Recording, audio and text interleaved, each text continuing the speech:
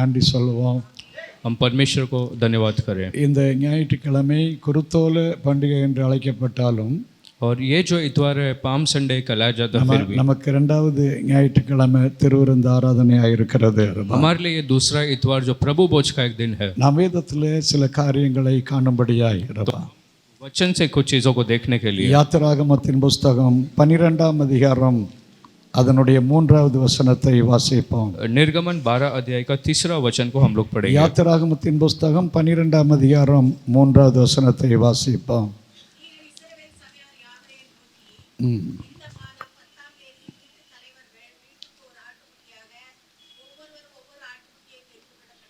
அல்லேலூயா. இந்த 12ஆம் அதிகாரம் 3வது வசனத்தில் நாம் யாத்திராகமத்தில் வாசிக்கும்போது இந்த மாதம் ஒவ்வொரு வீட்டுக்கும் ஒரு ஆட்டுக்குட்டியை என்ன செய்ய வேண்டும், தெரிந்து கொள்ள வேண்டும். और इस निर्गमन 12 के 3 में हम पढ़ते हैं कि इस महीने में हर घर के लिए एक मेमना को हमें चुनना है। இந்த மாதம் என்று சொல்லும்போது அதனுடைய முதலாவது வசனம் அந்த வருஷத்தினுடைய முதலாவது மாதம் ஆபிப் மாசத்தை காண்பிக்கிறது. और ये महीना जब हम पढ़ते तो उस वर्ष का जो पहला महीना उसे वो बताता है। வருஷத்தினுடைய முதலாவது மாதம் 10ஆம் தேதி ஒவ்வொரு குடும்பத்திலேயும் ஒரு ஆட்டுக்குட்டி என்ன செய்ய வேண்டும், தெரிந்து கொள்ள வேண்டும். उस वर्ष के पहले महीने में हर एक जन एक परिवार के लिए एक मेमना को तैयार करके रखना चाहिए। எதற்காக இந்த ஆட்டுக்குட்டியை தெரிந்து கொள்ளும்படியாய் ஆண்டவர் சொன்னார் என்றால், और क्यों उस मेमना को नियुक्त करना करके प्रभु ने कहा? எகிப்திலே தேவன் பெரிய பெரிய அற்புதங்களை செய்திருந்தார். क्योंकि मिस्र देश में प्रभु ने बड़े अद्भुत चमत्कार को किया। நைல் நதியிலே தண்ணீர் ரத்தமாய் மாறியது. वो नील नदी का पानी लहू में बदल गया। இப்படி பல அற்புதங்களை தேவன் செய்தாலும் அந்த ஜனத்திற்கு விடுதலை கிடைக்கவில்லை. इतने बड़े अद्भुतों को किया फिर भी वो लोगों ने एक छुटकारे को नहीं देखा। हमें பல அற்புதங்களின் மூலமாய் விடுதலை கிடைக்காததனால, क्योंकि अद्भुतों से उन लोगों ने छुटकारा नहीं पाया। தேவன் கடைசியாய் செய்த ஒரு காரியத்தை இந்த அதிகாரத்தில் நாம் பார்க்கிறோம். परमेश्वर ने आखिरी एक चीज जो किया इस अध्याय में हम देखते हैं। ஒவ்வொரு வீட்டுக்கும் ஒரு ஆட்டுக்குட்டியை 10ஆம் தேதி என்ன செய்ய வேண்டும், தெரிந்து கொள்ள வேண்டும். और हर एक घर के लिए एक मेमना को 10वें दिन को चुनकर रखना चाहिए। இந்த ஆட்டுக்குட்டி என்ன ஆட்டுக்குட்டி என்றால் பஸ்கா ஆட்டுக்குட்டி என்று அழைக்கப்படுகிறது. वो मेमना कौन सा था? अगर देखे तो फसह का मेमना था। 1 கொரிந்தியர் 5ஆம் அதிகாரம் 7வது வசனத்தில் வாசித்தால், पहला कुरिन्थियों 5 के 7 में अगर आप पढ़ेंगे, 1 கொரிந்தியர் 5ஆம் அதிகாரம் 7வது வசனத்தில், पहला कुरिन्थियों 5वां अध्याय 7वां वचन, இன்றைக்கு நமக்கு பஸ்காவின் ஆட்டுக்குட்டி என்று சொன்னால் வேற யாரும் அல்ல, आज हमें वो फसह का मेमना कहे तो वो कोई और नहीं, நம்முடைய ஆண்டவராகிய இயேசு கிறிஸ்து நமக்கு என்ன ஆட்டுக்குட்டியா இருக்கிறார், பஸ்கா ஆட்டுக்குட்டியா இருக்கிறார். हमारे लिए परमेश्वर यीशु मसीह वो फसह का मेमना है। காரணம் அல்லேலூயா, நாம யோவான் 1:29 அவர் உலகத்தின் பாவத்தை சுமந்து இருக்கிற என்னதா இருக்கிறார், தேவ ஆட்டுக்குட்டியா இருக்கிறார். क्योंकि यूहन्ना पहला अध्याय 29 वचन में हम पूरे संसार का पाप उठा लेने वाला वो परमेश्वर मेमना है। இந்த உலகத்தின் பாவத்தை சுமந்து இருக்கிற ஆட்டுக்குட்டியாகிய பஸ்காவின் ஆட்டுக்குட்டி இந்த பூமியில இயேசு கிறிஸ்து கடந்து வந்தார். ये संसार का पाप उठाने के लिए वो फसह का मेमना यीशु मसीह पृथ्वी पर आए। ஏன் எதற்காக கிறிஸ்து இந்த பூமியில வந்து பலியாக வேண்டும் என்றால், और क्यों मसीह को इस संसार में आकर बलि चढ़ाया जाना நீங்க चाहिए? எபிரேயர் 10ஆம் அதிகாரம் 1வது வசனத்துல வாசித்தால், आप अगर इब्रानी 10 के पहला वचन को पढ़ेंगे, பழைய ஏற்பாட்டினுடைய காலகட்டத்திலே ஒவ்வொரு வருஷமும் மனுஷன் தன்னுடைய பாவத்திற்காக ஒரு ஆட்டுக்குட்டியை ஒரு மிருகத்தை கொண்டு வந்து பலி செலுத்துவான். पुराने नियम में अपने पापों के लिए हर एक मनुष्य वर्ष में एक दिन एक जानवर को ले आता था। ஆமென். எபிரேயர் 10:1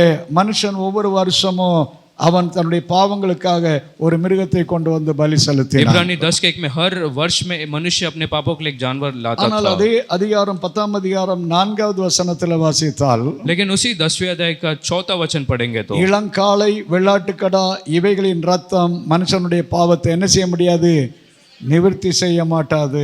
और जो बैल बकरी का जो लहू है वो कोई भी मनुष्य का पापों को माफ नहीं कर सकता। இளங்காளை வெள்ளாட்டுக்கடா இது போன்ற மிருகத்தினுடைய ரத்தம் மனுஷனுடைய பாவத்தை சுத்திகரிக்க முடியாது என்று எபிரேயர் 10:4 நாம் வாசிக்கிறோம். इब्रानी 10 के 4 में बैल बकरी का जो लहू है मनुष्य का पापों को उठा नहीं सकता। ஆகினாலே அதுக்கு அடுத்த வசனத்துல நாம் வாசிக்கிறோம், इसलिए उसके बाद के वचन हम पढ़ते हैं। எபிரேயர் 10:5 இயேசு கிறிஸ்து இந்த பூமியில வந்தபோது அவருக்கென்று என்ன ஆயத்தம் பண்ணப்பட்டது, ஒரு சரீரம் और ஆயத்தம் इसलिए 10वां अध्याय 5वां वचन में जब यीशु मसीह पृथ्वी पर आए तो उसके लिए एक शरीर को तैयार किया गया। கிறிஸ்துவுக்கு இந்த பூமியில அவர் வந்தபோது ஏன் ஒரு சரீரம் ஆயத்தம் பண்ணப்பட்டது என்றால் और मसीह जब पृथ्वी पर आए तो उनके लिए क्यों एक शरीर तैयार किया அந்த गया? சரீரம் நமக்காக அல்லது சிலுவையிலே அடிக்கப்படும்படியாய், वो शरीर हमारे लिए क्रूस में मारे जाने के लिए, ஆமென், பலி ஆகும்படியாய் ஒரு சரீரம் அவசியமாய் இருந்தது. एक बलि देने के लिए एक शरीर की आवश्यकता थी। நீங்க எபிரேயர் 10ஆம் அதிகாரம் 14வது வசனத்துல வாசித்தால், यदि इब्रानी 10वां अध्याय का 14 वचन पढ़ेंगे அல்லேலூயா, तो அவருடைய ஒரே பலியினாலே, उसके उसी एक बलिदान से, அவருடைய எத்தனை பலியினாலே? ஒரே பலியினாலே, उसके सिर्फ एक ही बलिदान से இன்றைக்கு மிருகத்தினுடைய பலிகளை எல்லாம் நிறுத்தி அவர் தம்முடைய ஒரே பலியினாலே நம்மை பூரணப்படுத்தி இருக்கிறார். आज सारे जानवर के बलिदान को रोककर उसने अपने एक बलिदान से हमें तृप्त किया। அவர் தம்முடைய ஒரே பலியினாலே அல்லேலூயா இன்றைக்கு நம்மை பரலோகத்துக்கு தகுதிப்படுத்தி उसके இருக்கிறார். एक बलिदान से उसने हमें स्वर्ग के लिए तैयार बना दिया। அதான் நாம் வாசிக்கிறோம், இயேசு கிறிஸ்துவின் ரத்தம் சகல பாவங்களை நீக்கி என்ன செய்கிறது?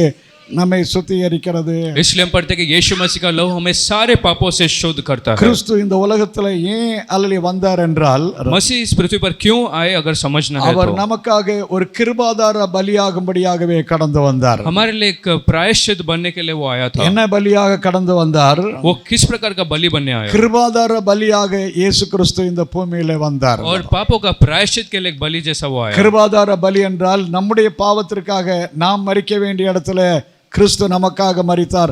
அதுதான் கிருபாதார பலி. और इसका मतलब हमारे पाप के लिए हम मारे जाने चाहिए, लेकिन हमारे जगह पर वो मारा गया। 1 யோவான் 4ஆம் அதிகாரம் 10வது வசனத்துல வாசிக்கிறோம், पहला यूहन्ना 4 के 10 में जब हम पढ़ते हैं, தேவன் நம்மேல அன்பு கூர்ந்து, परमेश्वर हम पर प्रेम करते हुए, அல்லது தேவன் நம்மேல அன்பு கூர்ந்து परमेश्वर हमसे प्रेम करते हुए அவருடைய குமாரனாகிய கிறிஸ்துவை இந்த உலகத்துல எதற்காக அனுப்பினாராம்? उसके पुत्र मसीह को उसने पृथ्वी पर क्यों भेजा? அவரை இந்த உலகத்துல நமக்காக கிருபாதார பலியாக அனுப்பினார். और इस पृथ्वी पर हमारे पापों के लिए प्रायश्चित जैसा उसने இந்த बनाया। கிறிஸ்து பூமியில வந்தபோதே என்ன பலியாக வந்தார் என்று பார்க்கிறோம். ये கிருபாதார मसीह பலியாக வந்தார். जब पृथ्वी पर आए तभी एक बलिदान के स्वरूप आए थे। கிறிஸ்து கிருபாதார பலியாக வந்தார். मसीह पापों के प्रायश्चित का बलि जैसे वो आए, நம்முடைய பாவங்களுக்காக, हमारे पापों के लिए, நாம் செய்த தவறுகளுக்காக, हमने किए गलतियों के लिए, நாம் அடிக்கப்பட வேண்டிய அந்த அடிகள், அந்த தண்டனைகளை இயேசு ஏற்றுக்கொண்டார். हमें जो मारा जाना चाहिए उस मार के लिए परमेश्वर ने स्वीकार दिया। நாம் மரிக்க வேண்டிய அந்த நியாய தீர்ப்பு, நம்மேல் வர வேண்டிய அந்த தண்டனை அவர் ஏற்றுக்கொண்டு நமக்காக அவர் மரித்தார். वो न्याय और दंड जो हमारे ऊपर आना था उसने अपने ऊपर लेकर वो पापों का प्रायश्चित बना, அதுதான் கிருபாதார பலி. और वही पापों का एक प्रायश्चित। ரோமர் 3:26 அதையே நாம் வாசிக்கிறோம். और रोमियो 24 के 6 में भी हम उसी को पढ़ते हैं। ரோமர் 3ஆம் அதிகாரம் 26வது வசனத்துல रोमियो 3 अध्याय 26 वचन, கிறிஸ்து நமக்காக தம்முடைய ரத்தத்தை சிந்தி என்ன பலியானாராம்? கிருபாதார பலியா இருக்கிறார். और मसीह हमारे लिए लहू बहाकर पापों का एक प्रायश्चित जैसा बना। கிறிஸ்து சும்மா கிருபாதார பலியாய் மாறவில்லை. मसीह सिर्फ ऐसा ही वो पापों का प्रायश्चित नहीं बना, அவர் நமக்காக தம்முடைய ரத்தத்தையே சிந்தி அவர் கிருபாதார பலியாய் மாறி हमारे लिए अपने पूरे लहू को बहा के वो पापों का प्रायश्चित ஆண்டவரே बना। நன்றி, அது எனக்காய் கிருபாதார பலியாய் மாறினவரே कहते நன்றி. प्रभु धन्यवाद, मेरे लिए तो पापों का प्रायश्चित बना। அல்லேலூயா. அதான் ரோமர் 5:8 வாசித்தால், वही रोमियो 5 के 8 में जब हम पढ़ते ரோமர் हैं, 5ஆம் அதிகாரம் 8வது வசனத்துல, रोमियो 5 के 8 में, நாம் பாவிகளாய் இருந்தபோது கிறிஸ்து நமக்காக என்ன செய்தாராம்? மரித்தார். जब हम पापी ही थे मसीह हमारे लिए मरे। நாம் நல்லவர்களாய் இருந்தபோது என்று அல்ல, जब हम अच्छे थे तब नहीं, நாம் பாவிகளாய் இருந்தபோது கிறிஸ்து நமக்காக மரித்ததினாலே தேவனுடைய அன்பு என்னதென்று என்ன செய்ய பண்ணியிருக்கிறார்? விளங்க और பண்ணியிருக்கிறார். जब हम पापी थे मसीह हमारे लिए मरा, इस द्वारा उसने अपने प्रेम को प्रकट किया। இத்தனை பேர் நான் பாவியாய் இருந்தபோது எனக்காக கிறிஸ்து மரித்தார். कहते कि जब मैं पापी ही था परमेश्वर मेरे लिए मरे। இயேசுவே நீர் எனக்காய் மரித்தீர். कहो कि यीशु तू मेरे लिए मरा, என்னுடைய பாவங்களை நீர் ஏற்றுக்கொண்டீர். मेरे पापों को तूने स्वीकारा, என்னுடைய தண்டனைகளை நீர் ஏற்றுக்கொண்டீர். मेरे दंड को तूने उठाया। இந்த திருவிருந்து ஆராதனையில நாம் மேஜை சுற்றி வரும்போது அல்லவா, प्रभु भोज के दिन में जब हम मेज के ओर आए हैं, அவர் நமக்காய் கிருபாதார பலியாய் அல்லேலூயா அவர் தன்னை ஒப்பு கொடுத்தாரே, அதை நினைத்து நாம் அவரை துதிக்கும்படியாய் ஆராதிக்கும்படியாய் கடந்து और வந்தோம். पापों का प्रायश्चित के लिए उसने अपने आप को स्वीकारा, इसलिए हमें उसे याद करके आराधना करना है। கிருபாதார பலி என்றால் पापों का प्रायश्चित कहे நீங்க तो ஆதியாகமம் 22ஆம் அதிகாரத்துல, उत्पत्ति के 22 अध्याय में, ஆமென், ஆபிரகாம் தன்னுடைய மகனாகிய ஈசாக்கை அந்த மோரியா மலையிலே பலி செலுத்தும்படியாய் மேல மலை மேல கொண்டு போனான். अब्राहम अपने पुत्र ईसा को बलि चढ़ाने के लिए मोरे पर्वत पर लेकर जा रहा था. கத்தி இருந்தது, அல்லேலூயா ஆமென், விறகு இருந்தது, எல்லாம் இருந்தது. ஆனால் ஆட்டுக்குட்டி கொண்டு போகவில்லை. और हाथ में चाकू था और सारे लकड़े सब थे, लेकिन मेमना नहीं था. காரணம் யாரை பலி செலுத்தும்படியாய் கொண்டு போயிருந்தான்? क्योंकि किसको वो बलि चढ़ाने ले गया? ஈசாக்கை பலி செலுத்தும்படியாய் கொண்டு போயிருந்தான். ईसा को बलि चढ़ाने के लिए वो लेकर गया. ஆனால் 22ஆம் அதிகாரம் 7வது வசனத்துல ஈசாக்கு தகப்பனிடத்துல ஒரு கேள்வியை கேட்கிறான். लेकिन उत्पत्ति 22 के 7 में ईसाक पिता से एक प्रश्न को पूछता है. தகப்பனே, விறகு இருக்கிறது, அல்ல கத்தி இருக்கிறது, எல்லாம் இருக்கிறது, பலிக்கான ஆட்டு தகன பலிக்கான ஆட்டுக்குட்டி எங்கே என்று कि கேட்டான். पिता लकड़ा है और तलवार चाकू है, लेकिन बलिदान के लिए वो बलि कहाँ है? அப்பொழுது ஆபிரகாமுடைய இருதயம் உடைக்கப்பட்டிருந்திருக்கலாம். तब अब्राहम का शायद मन टूटा होगा. அவன் தகப்பனே, அல்லேலூயா தகன பலிக்கான ஆட்டுக்குட்டி எங்கே என்றான். उसने पूछा, पिता वो बलिदान के लिए जो मेमना है वो किधर है? அதற்கு அடுத்த வசனத்திலே 8வது வசனத்திலே சொல்றார், उसके अगले 8वें वचन में वो कहता है, ஆபிரகாம் மகனை பார்த்து சொன்னான், மகனே தேவன் பார்த்து கொள்ளுவார். अब्राहम ने पुत्र से कहा कि प्रभु उसकी देखभाल யார் करेगा, பார்த்து கொள்ளுவார்? தேவன் பார்த்து कि கொள்ளுவார். परमेश्वर देख लेगा. அந்த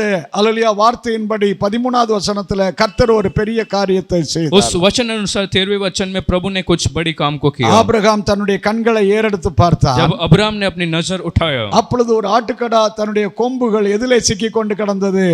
முள்ளுகளுக்குள்ளே சிக்கி கொண்டு கிடந்ததை ஆபிரகாம் கண்டான். और तब एक मेमना अपना वो जो सिर का वो उसका, நீங்க ஆதியாமத்தின் புஸ்தகம் 12வது வசனத்தை எல்லாரும் எடுத்துக்கொள்ளலாம். और सब लोग 22वें अध्याय उत्पत्ति का ले लेंगे. அல்லேலூயா ஆமென். கொம்புகள் அந்த முள்ளுகளுக்குள்ளே சிக்கி கிடந்தது. उसके सींग उधर फंस गया था. அப்பொழுது ஆபிரகாம் அதை என்ன செய்தான் என்று பார்க்கிறோம். तब अब्राहम ने वहां पर क्या किया? யாருக்கு பதிலாக என்று 13வது வசனத்தில் வாசிக்கிறோம். 13वें वचन में हम क्या पढ़ते हैं? ஆமென். யாருக்கு பதிலாக? அதை தன் குமாரனாகிய ஈசாக்குக்கு பதிலாக அந்த ஆட்டுக்கடாவை தகன பலியாய் அல்லேலூயா ஆமென் ஒப்பு கொடுத்தான். उसके पुत्र ईसा के बदले में उसने उस जानवर को बलि அப்படி चढ़ाया. என்றால் ஈசாக்கு பலியாக வேண்டிய இடத்துல என்னது பலியானது? அந்த ஆட்டுக்கடா பலியானது. इसका मतलब ईसा को जहाँ पर बलि चढ़ाया जाना था, उसके जगह पर वो जानवर को चढ़ाया நம்முடைய गया. ஆண்டவராகிய இயேசு கிறிஸ்து மரித்த அந்த கல்வாரி சிலுவை இருந்த இடமும் அதே இடம்தான் என்று சொல்லப்படுகிறது. और ऐसा कहा जाता है कि हमारा यीशु मसीह जहाँ पर क्रूसित किए गए वो भी वही जगह था. எந்த மலையில எந்த இடத்துல இந்த ஈசாக்கு பலியாவதற்கு பதிலாக அந்த ஆட்டுக்கடா பலியானதோ அதே இடத்துல கிறிஸ்து நமக்காக பலியாயிருக்கிறார். जिस जगह पर वो जानवर वहाँ पर बलि चढ़ाया गया, वहाँ पर यीशु मसीह हमारे लिए बलि चढ़ाए गए அன்றைக்கு थे. ஈசாக்குக்காக ஒரு ஆட்டுக்கடா பலியானது. उस दिन ईसा के लिए एक मेमना पर बलि चढ़ाया ஆனால் गया. இன்றைக்கு நமக்காக உலகத்தின் பாவத்தை சுமந்து இருக்கிற தேவாட்டுக்குட்டியாக கிறிஸ்து பலியாயிருக்கிறார். लेकिन आज हमारे लिए संसार के पापों को उठाने के लिए यीशु मसीह बलि चढ़ाए गए. எத்தனை பேர் கிறிஸ்து நமக்காக பலியாயிருக்கிறார்? कहते लोग कहते हैं कि यीशु हमारे लिए बलि चढ़ाए गए. அவர் நேற்றைக்கு இன்றைக்கு அல்ல, அவர் நமக்காக பலியானது. वो आज या कल के लिए सिर्फ बलि नहीं चढ़ाए गए. ஒருவேளை மனுஷங்க நினைக்கலாம் 2000 வருஷத்துக்கு முன்னால பலியானார் என்று. शायद कुछ लोग सोचते हैं 2000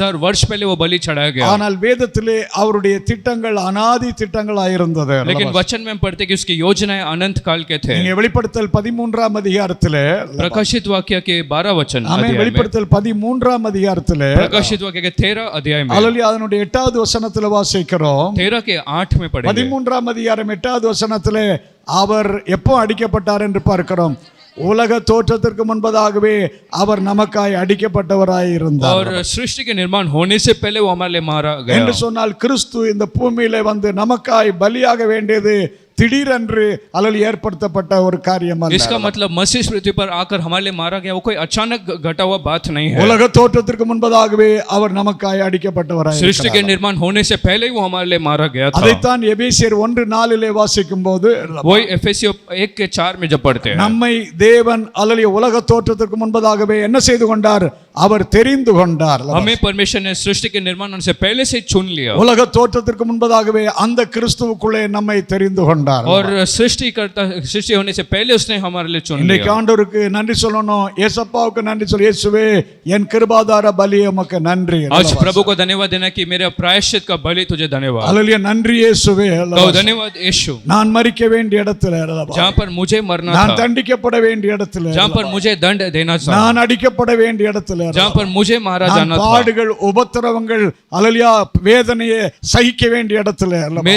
मेरे दुख वेदना उठाने लगे जगह पर, நீர் எனக்காக எல்லா தண்டனையும் ஏற்றுக்கொண்டு तो मेरा सारा दंड को मानकर கிருபாதார பலியானீரே உமக்கு நன்றி அல்லவா? मेरे पापों का प्रायश्चित बना, इसलिए धन्यवाद। என்றைக்கு இந்த பஸ்கா ஆட்டுக்குட்டி அடிக்கப்பட்டதோ और जिस दिन वो फसह का मेमना को मारा गया, நீங்க உபாகமம் 16ஆம் அதிகாரம் 1வது வசனத்துல வாசித்தால் व्यवस्थावरण 14 का 13 पढ़ेंगे तो, அல்லேலூயா உபாகமம் 16ஆம் அதிகாரம் அல்லேலூயா 1வது வசனத்துல व्यवस्थावरण 16 अध्याय का पहला वचन, அல்லேலூயா 16:1 நாம் வாசிக்கும் போது எந்த ராத்திரியிலே அந்த எந்த அல்லேலூயா என்றைக்கு இந்த பஸ்காவின் ஆடு அடிக்கப்பட்டதோ और 16 के 1 में जिस दिन वो मेमना मारा गया, அந்த ராத்திரி தான் இஸ்ரவேலர்கள் எகிப்திலிருந்து என்ன செய்தார்கள்?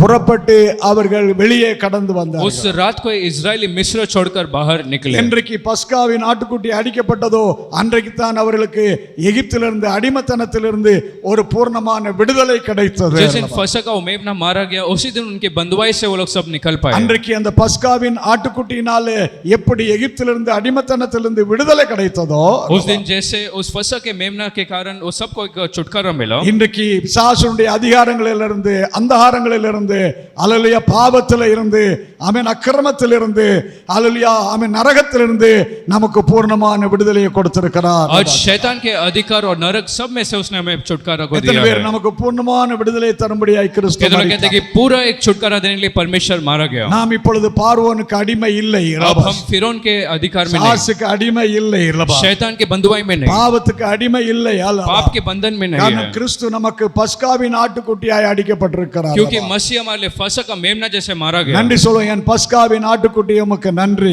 कहो धन्यवाद, मेरा फसह का मेमना तेरा धन्यवाद हो। ஹல்லேலூயா.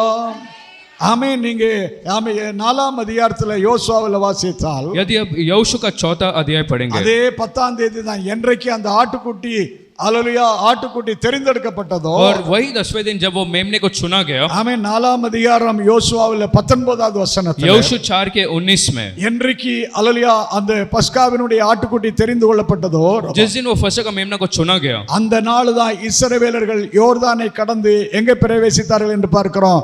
கானானுக்குள்ளே उसी பிரவேசித்தார்கள். दिन सब लोगों ने यर्दन पार करके कनान में प्रवेश அல்லேலூயா किया। 4ஆம் அதிகாரம் யோசுவாவில 19வது வசனத்தில் यहोशू 4 के 19 में, எந்த முதலாவது மாசம் 10ஆம் தேதி பஸ்காவினுடைய ஆட்டுக்குட்டி தெரிந்து கொள்ளப்பட்டதோ அதே முதலாம் மாதம் அல்லேலூயா 10ஆம் தேதி இஸ்ரவேலர்கள் யோர்தானை கடந்து கானானுக்குள்ள और பிரவேசித்தார்கள். वही पहला महीना का 10वां दिन जब वो लोग ने फसह का मेमना को चुना, उसी दिन वो यर्दन पार करके गए நன்றி थे। சொல்லுவோம், என்றைக்கு அந்த கிறிஸ்து நமக்காக பலியானே அந்த ஆட்டுக்குட்டியை நாம் ஏற்றுக்கொண்டோமோ, और धन्यवाद कहो जिस दिन हमने उस फसह का मेमना यीशु को चुन लिया, என்றைக்கு நாம் ரட்சிக்கப்பட்டிருக்கிறோமோ, जिस दिन हमने उद्धार को पाया, என்றைக்கு நாம் ஞானஸ்நானம் எடுத்திருக்கிறோமோ, जिस दिन हमने बपतिस्मा को நாம் लिया, யோர்தானை கடந்து கானானுக்குள்ள பரம கானானுக்குள்ள பிரவேசிக்க அவர் கிருபை செய்திருக்கிறார். हम यर्दन को पार करते हुए नित्य कानान में प्रवेश किए हैं। அல்லேலூயா. हालेलुया। பரம கானானுக்கு பங்காளியாய் மாற்றியிருக்காய். கரங்களை தட்டி கர்த்தரை மகிமைப்படுத்துவோம். उस अनंत काल के कनान में उसने हमें प्रवेश किया है, इसका धन्यवाद कहो। कहो प्रभु तेरा धन्यवाद हो। அல்லேலூயா. நீங்க அல்லேலூயா யாத்ராமத்தின் புஸ்தகம் 12ஆம் அதிகாரத்திலே, और यदि आप निर्गमन का 12 अध्याय पढ़ेंगे, யாத்ராமத்தின் புஸ்தகம் 12ஆம் அதிகாரம் 5வது வசனத்தில் வாசித்தால், निर्गमन 12 के 5 में, அல்லேலூயா 12ஆம் அதிகாரம் 5வது வசனத்திலே और निर्गमन 12 के 5 में, அவர் அந்த ஆட்டுக்குட்டி எப்படி இருக்க வேண்டுமாம்? वो मेमना कैसा होना அந்த चाहिए, ஆட்டுக்குட்டி பழுதற்ற ஒரு ஆட்டுக்குட்டியா இருக்க और வேண்டும். निर्दोष एक मेमना होना चाहिए, எப்படிப்பட்ட ஆட்டுக்குட்டியா இருக்க வேண்டும்? பழுது இல்லாத ஒரு ஆட்டுக்குட்டியா இருக்க और வேண்டும். उसमें कोई भी प्रकार का दोष नहीं होना அந்த चाहिए, ஆட்டுக்குட்டி பழுதற்றதா இருக்க வேண்டும், ஒரு வயசா இருக்க வேண்டும். அதோடு கூட அது 10ஆம் தேதியிலிருந்து 14ஆம் தேதி வரைக்கும் அதை கட்டி வைக்கப்பட வேண்டும். और वो 1 वर्ष का कम से कम होना चाहिए, அந்த 5வது வருஷத்துல எத்தனை நாட்கள் அந்த ஆட்டுக்குட்டியை கட்டி வச்சிருக்கணும்? और 5वें वचन में कितने दिन तक उसे बांधना चाहिए। 10ஆம் தேதியிலிருந்து 3வது வசனத்தில் நீங்கள் வாசித்தால், यदि तीसरे वचन को आप पढ़ेंगे, அந்த ஆட்டுக்குட்டி 10ஆம் தேதி தெரிந்து கொள்ளப்பட்டது. और 10वें दिन को उसे चुना गया, எத்தனாம் தேதி வரைக்கும் அதை வைத்திருக்க வேண்டுமா? और कितने दिन तक उसे बांधे रखना 5வது चाहिए। வசனத்தில் எத்தனாம் தேதி வரைக்கும் வச்சிருக்கணுமா? 5वां या 6वां वचन में அல்லேலூயா 14ஆம் தேதி வரைக்கும் வச்சிருக்கணும். 14वां दिन तक उसे बांधा रखना ஆமென். चाहिए। 3வது வசனத்துல 10ஆம் தேதி தெரிந்து கொள்ள வேண்டும். तीसरे वचन में 10वें दिन उसे चुनना चाहिए, அல்லேலூயா 5வது வசனத்துல 6வது வசனத்துல 14ஆம் தேதி வரைக்கும் அந்த 14ஆம் தேதி தான் அந்த ஆட்டுக்குட்டி பலியாக வேண்டும். और 6ठे वचन में 14वां दिन को उसे बलि चढ़ाना चाहिए। 4-5 நாளைக்கு அவர்களுடைய வீட்டிலே அந்த ஆட்டுக்குட்டி நிற்கும். 4-5 दिन तक वो जो मेमना है उनके घर में रहेगा. அவருடைய வீட்டினுடைய பகுதியிலே அங்கே கட்டி வைத்திருப்பார்கள். उनके घर में किसी कोने में बांध कर रखेंगे. எதற்காக அந்த ஆட்டுக்குட்டி கட்டி வைக்கப்பட்டிருக்கிறது? 10ஆம் தேதியிலிருந்து 14ஆம் தேதி வரைக்கும். क्यों 10 से 14 दिन तक उसे बांधा जाता है? அவர்களுடைய வீட்டுக்கு வருகிற சொந்தக்காரர்கள், நண்பர்கள், அந்த ஊர்க்காரர்கள் வரும்போது அந்த ஆட்டுக்குட்டியை பார்ப்பார்கள். उसके घर में जब रिश्तेदार, मित्र या कोई आएगा तो उस मेमना को देखेगा. அந்த ஆடு ஒரு குருடான ஆடா இருந்தால், यदि वो मेमना अंधा है, வருகிறவர்கள் சொல்வார்கள், இந்த குருட்டு ஆட்டுக்குட்டியவா நீ அல்லேலூயா பலி செலுத்த போறேன்பாங்க. तो जो लोग आते वो कहेंगे क्या तू इस अंधा मेमना को बलि அந்த चढ़ाएगा? ஆடு ஒரு நொண்டியா இருந்தால், இந்த நொண்டி ஆட்டை நீ எப்படி பலி செலுத்தலாம்? यदि वो मेमना लंगड़ा होगा तो कहेंगे क्या तू इसका बलि चढ़ाएगा? காரணம் குறை உள்ளது, அல்லேலூயா பழுது உள்ளது, என்ன செய்ய முடியாது?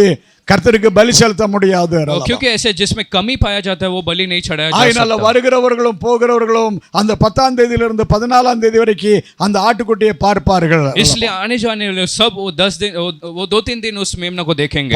பார்க்கிறவர்கள் சொல்ல வேண்டும், இந்த ஆட்டுக்குட்டி நல்ல ஆட்டுக்குட்டி, இது பலி செலுத்ததுக்கு தகுதியான ஆட்டுக்குட்டி என்று சொல்ல வேண்டும். और देखने वाले कहना चाहिए कि ये बलिदान के लिए योग्य एक मेमना है. நம்முடைய ஆண்டவராய் இயேசு கிறிஸ்து வெறும் 4-5 நாட்கள் அல்ல, लेकिन हमारा यीशु मसीह सिर्फ 3 या 4 दिनों के लिए नहीं, 33 வருஷமாய் இந்த பூமியிலே காட்சி அளித்தார். 33.5 वर्ष इस पृथ्वी पर वो थे. அல்லேலூயா 33 வருஷமாய் இயேசு கிறிஸ்து காட்சி அளித்தார். 33.5 वर्ष तक वो पृथ्वी में थे. அவரை குறித்து நாம் வேதத்துல என்ன பார்க்கிறோம்? उसके बारे में हम वचन में क्या पढ़ते हैं? 27ஆம் அதிகாரம் மத்தேயிலே 4வது வசனம் வாசித்தால், मत्ती 27 के 4 में, மத்தேயு 27:4 நாம் வாசித்தால், मत्ती के 27 अध्याय 4 वचन, இயேசுவை காட்டி கொடுத்த யூதாஸ் காரியோத்து சொல்லுகிறான், और यीशु को जिस यूदास कारियोत ने दिखाया, நான் எந்த ரத்தத்தை காட்டி கொடுத்தேன் என்கிறான். कहता है कि किस लहू को मैंने நான் दिखाया குற்றமில்லாத ரத்தத்தை காட்டி और கொடுத்தேன். निर्दोष लहू को मैंने फंसाया. இதுதான் யூதாஸ் காரியோத்தினுடைய சாட்சி. ये यूदास इस्करियोत का गवाही காட்டி था, கொடுத்த யூதாஸ் காரியோத்து சொல்லுகிறான், குற்றமில்லாத ரத்தத்தை நான் காட்டி கொடுத்தேன். जिसने यीशु को फंसाया. उसने कहा कि बिना दोष के उस लहू को मैंने फंसा என் दिया. இயேசு பரிசுத்தர் என்று சொல்லுகிறான். मेरा यीशु पवित्र है वो कहता है. அதுபோல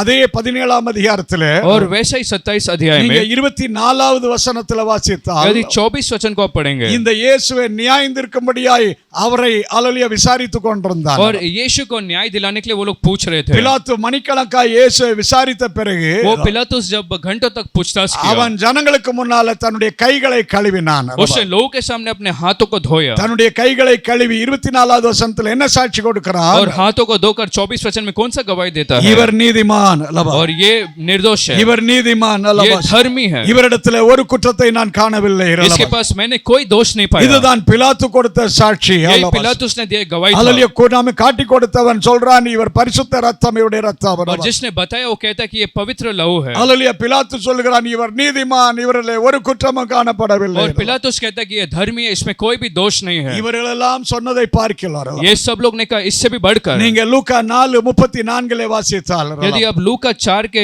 24 को पढ़े, லூக்கா 4ஆம் அதிகாரம் 34வது வாசித்தால், लूका 4 के 34 वचन, அங்கே லேகியோன் சாட்சி கொடுக்கிறான். वहां पर लेगियोन ने गवाही को दिया. லேகியோனுக்குள்ள எத்தனை பிசாசுகள் वो இருக்கிறது? लेगियन के अंदर कितने दुष्ट आत्माएं थे? ஆயிரக்கணக்கான பிசாசுகள் ஒரு மனுஷனுக்குள்ளே கிடக்கிறது. और हजारों में दुष्ट आत्मा एक के अंदर था. அப்படிப்பட்ட லேகியோன் இயேசுவை பார்க்கும்போது சொன்னான், और वैसा लेगियोन जब यीशु मसीह को देखता कहता, 34வது வசனத்தில் நீர் அல்லேலூயா தேவனுடைய பரிசுத்தர் அல்லவா? लूका 4 के 34 में तू पवित्र परमेश्वर, லேகியோன் இயேசுவை பார்த்து சாட்சி கொடுக்கிறார், நீர் தேவனுடைய பரிசுத்தர் तू அல்லவா? परमेश्वर का पवित्र ऐसा वो कहता है. யெஷயா தீர்க்கதரிசி சொல்லுகிறான் அல்லவா? और यशायाह नबी कहता है, இயேசு கிறிஸ்துவுக்கு 700 வருஷத்துக்கு முன்னால சொல்லுகிறான், और मसीह के 700 वर्ष पहले वो அவர் कहता है, பாவம் அறியாதவர், वो बिना पाप को जानता பாவம் हुआ, அறியாதவர் वो அல்லவா? पाप को नहीं जानता அவன் है. இயேசுவோடு 3.5 வருஷமாய் வாழ்ந்த பேதுரு சொல்லுகிறான், यीशु के साथ 3.5 वर्ष जीने वाला पतरस कहता அல்லேலூயா है. 1 பேதுரு 2ஆம் அதிகாரத்திலே பேதுரு சாட்சி கொடுக்கிறான். पहला पतरस 2 में वो पतरस गवाही देता है. 22வது வசனமா இருக்கலாம், அவர் பாவம் செய்யவில்லை அல்லவா? 22 वचन में वो पाप नहीं किया. இயேசு என்ன செய்யவில்லை? பாவம் செய்யவில்லை यीशु ने அல்லவா? पाप नहीं किया. பாவம் செய்யாத அவர் அல்லேலூயா बिना पाप किया वो நமக்காக பலியானார். हमारे लिए बलि चढ़ाया ஆமென். गया. 2 கொரிந்தியர் 5:21 வாசித்தால், दूसरा कुरिन्थियों 5 के 21 में அப்போஸ்தலனாகிய பவுல் சாட்சி கொடுக்கிறான், प्रेरित पौलुस कहता है, பாவம் அறியாத அவரை நமக்காக பாவம் ஆக்கினார். और पाप को ना जानते हुए उसने हमारे लिए पाप बना। அவர் என்ன அறியாதவர்? वो क्या नहीं जानता था? அவர் பாவம் அறியாதவர். वो पाप को नहीं जानता था। ஹalleluya, பாவம் அறியாதவர். पाप को जानता ही नहीं था। ஹalleluya, हालेलुया। தேவ பிள்ளையே, ஆமென். ஒரு இடத்துல இயேசு கிறிஸ்து தன்னையே அவர் சொல்லுகிறார். और प्रियो, एक जगह पर मसीह खुद कहता, ஜனங்களுக்கு முன்னால சவால் விட்டு பேசினார். लोगों के सामने उसने ऐसा कहा, என்னிலே பாவம் உண்டு என்று யார் சொல்லக்கூடும்? मुझ में पाप है करके कौन कह सकता है? ஒருவனும் ஹalleluya சொல்ல முடியவில்லை. और कोई भी कह नहीं पाया, ஒருவனும் ஒரு வார்த்தை தன்னுடைய நாக்கு அசைக்க முடியல. और कोई भी अपने मुंह को हिला नहीं पाया, காரணம் கிறிஸ்து பரிசுத்தமான தேவனாய் இருக்கிறார். क्योंकि मसीह एक पवित्र परमेश्वर है। ஹalleluya, हालेलुया। அவர் ஒரு பரிசுத்தமான பலியாய், பஸ்கா பலியாய் நமக்காக மாறினார். वो एक पवित्र बलि, फसह का बलि जैसा हमारे बना। அவருடைய ரத்தம் பரிசுத்த ரத்தம். उसका लहू पवित्र लहू है। இத்தனை பேர் சொல்றேன் பரிசுத்த ரத்தம். कितने लोग कहते हैं पवित्र लहू। எப்படி 10ஆம் தேதியிலிருந்து 14ஆம் தேதி வரைக்கும் அந்த வீட்டில் கட்டி வைக்கப்பட்டிருந்த அந்த ஆட்டுக்குட்டியை வந்து பார்க்கிறவர்கள் எல்லாம் இது நல்ல ஆடு, பஸ்காவுக்கு தகுதியான ஆடு என்று சாட்சி கொடுத்தார்களோ, அதுபோல இயேசு கிறிஸ்து இந்த பூமியில் இருந்தபோது அவர் பரிசுத்தர், அவர் பாவமில்லாதவர், அவர் குற்றமற்றவர் என்று ஹல்லேலூயா அவரை குறித்து எல்லாரும் சாட்சி கொடுத்த பிறகுதான் அவர் நமக்காக பஸ்காவின் ஆட்டுக்குட்டியாய் மாறினார். और जैसे 10 से 14 दिन तक लोग घर पे आकर कहते थे अच्छा एक मेमना, वैसे परमेश्वर को भी देख के लोग कहते थे। பேதுரு 1:19 அவர் இப்படி எழுதுகிறார். और पत्रस के 19 में कहता, பேதுரு 1:19 என்ன எழுதுகிறார்? और पत्रस पहला देख के 19 में कहता, குற்றமில்லாத மாசற்ற பழுதற்ற ஆமென் இயேசு கிறிஸ்துவின் ரத்தம், और बिना दोष बिना पाप का मसीह का लहू, அவருடைய ரத்தம் மாசற்ற பழுதற்ற குற்றமில்லாத ரத்தம். उसका निर्दोष लहू, ऐसा वो कहता है। அந்த ரத்தத்தை யாருக்காக சிந்தினார்? उस लहू को किसके लिए उसने बहाया? நமக்காக சிந்தினார். हमारे लिए उसने बहाया। அல்லது 10ஆம் தேதி தெரிந்து கொள்ளப்பட்டு 14ஆம் தேதி அடிக்கப்பட்ட கிறிஸ்து, और 10वां दिन चुनकर 14 दिन जिसे मारा गया। கரங்களை உயர்த்தி ஒரு அல்லேலூயா சொல்லுவார். क्या आप लोग हाथ रखकर हालेलुया நன்றி कहेंगे? இயேசுவே. कहो धन्यवाद यीशु। என்றைக்கு ஆதாமும் ஏவாளும் அவர்கள் பாவம் செய்தார்களோ, जिस दिन आदम और हवा ने पाप किया, அவர்கள் தேவனுக்கு முன்னால நிர்வாணியாய் மாறி போனார்கள். वो लोग परमेश्वर के सामने नंगे जैसा हो गए। ஆமென். ஆண்டவருக்கு முன்னால அவர்கள் நிற்க முடியாதவர்களாய் वो போனார்கள். लोग परमेश्वर के सामने खड़े नहीं रह पाए। அப்பொழுது ஆதாமும் ஏவாளும் தங்களுடைய நிர்வாணத்தை மறைக்க முயற்சித்தார்கள். तब अब्राम और हवा ने अपने नंगेपन को छुपाने का कोशिश की। எதை வைத்து மறைத்தார்கள்? और किसके द्वारा छिपाया? எதை வைத்து மறைத்தார்கள்? और किस चीज से छुपाया? அத்தி இலையை வைத்து அவர் மறைத்தார்கள். वो उस अंजीर के पत्तों से उन्होंने छुपाया। அதெல்லாம் ஒரு டெம்பரவரி அல்லேலூயா, கொஞ்ச நேரம் தாக்கு பிடிக்கும். वो सिर्फ कुछ समय के लिए वो छुपा पाए। ஆனால் தேவ பிள்ளையை அவர்களுக்கு ஆண்டவரே திட்டமிட்டார். लेकिन परमेश्वर के प्रिय परमेश्वर ने खुद योजना बना இவர்களுக்கு दिया। அத்தி இலை தகுதி அல்ல. इन्हें ये पत्ता कम पड़ेगा। நீங்க 3ஆம் அதிகாரம் ஆதியாகமத்தில் 21வது வசனத்தில் வாசித்தால், उत्पत्ति 3 के 21 को अगर आप पढ़ेंगे, ஆதியாகமம் 3ஆம் அதிகாரம் 21வது வசனத்தில் வாசிக்கும் போது उत्पत्ति 3 के 21वां वचन, கிறிஸ்து அல்லது தேவன் அவர்களுக்கு என்று ஒரு உடையை கொடுத்தார். और परमेश्वर ने एक वस्त्र उन्हें அது என்ன दिया। உடையா இருந்தது?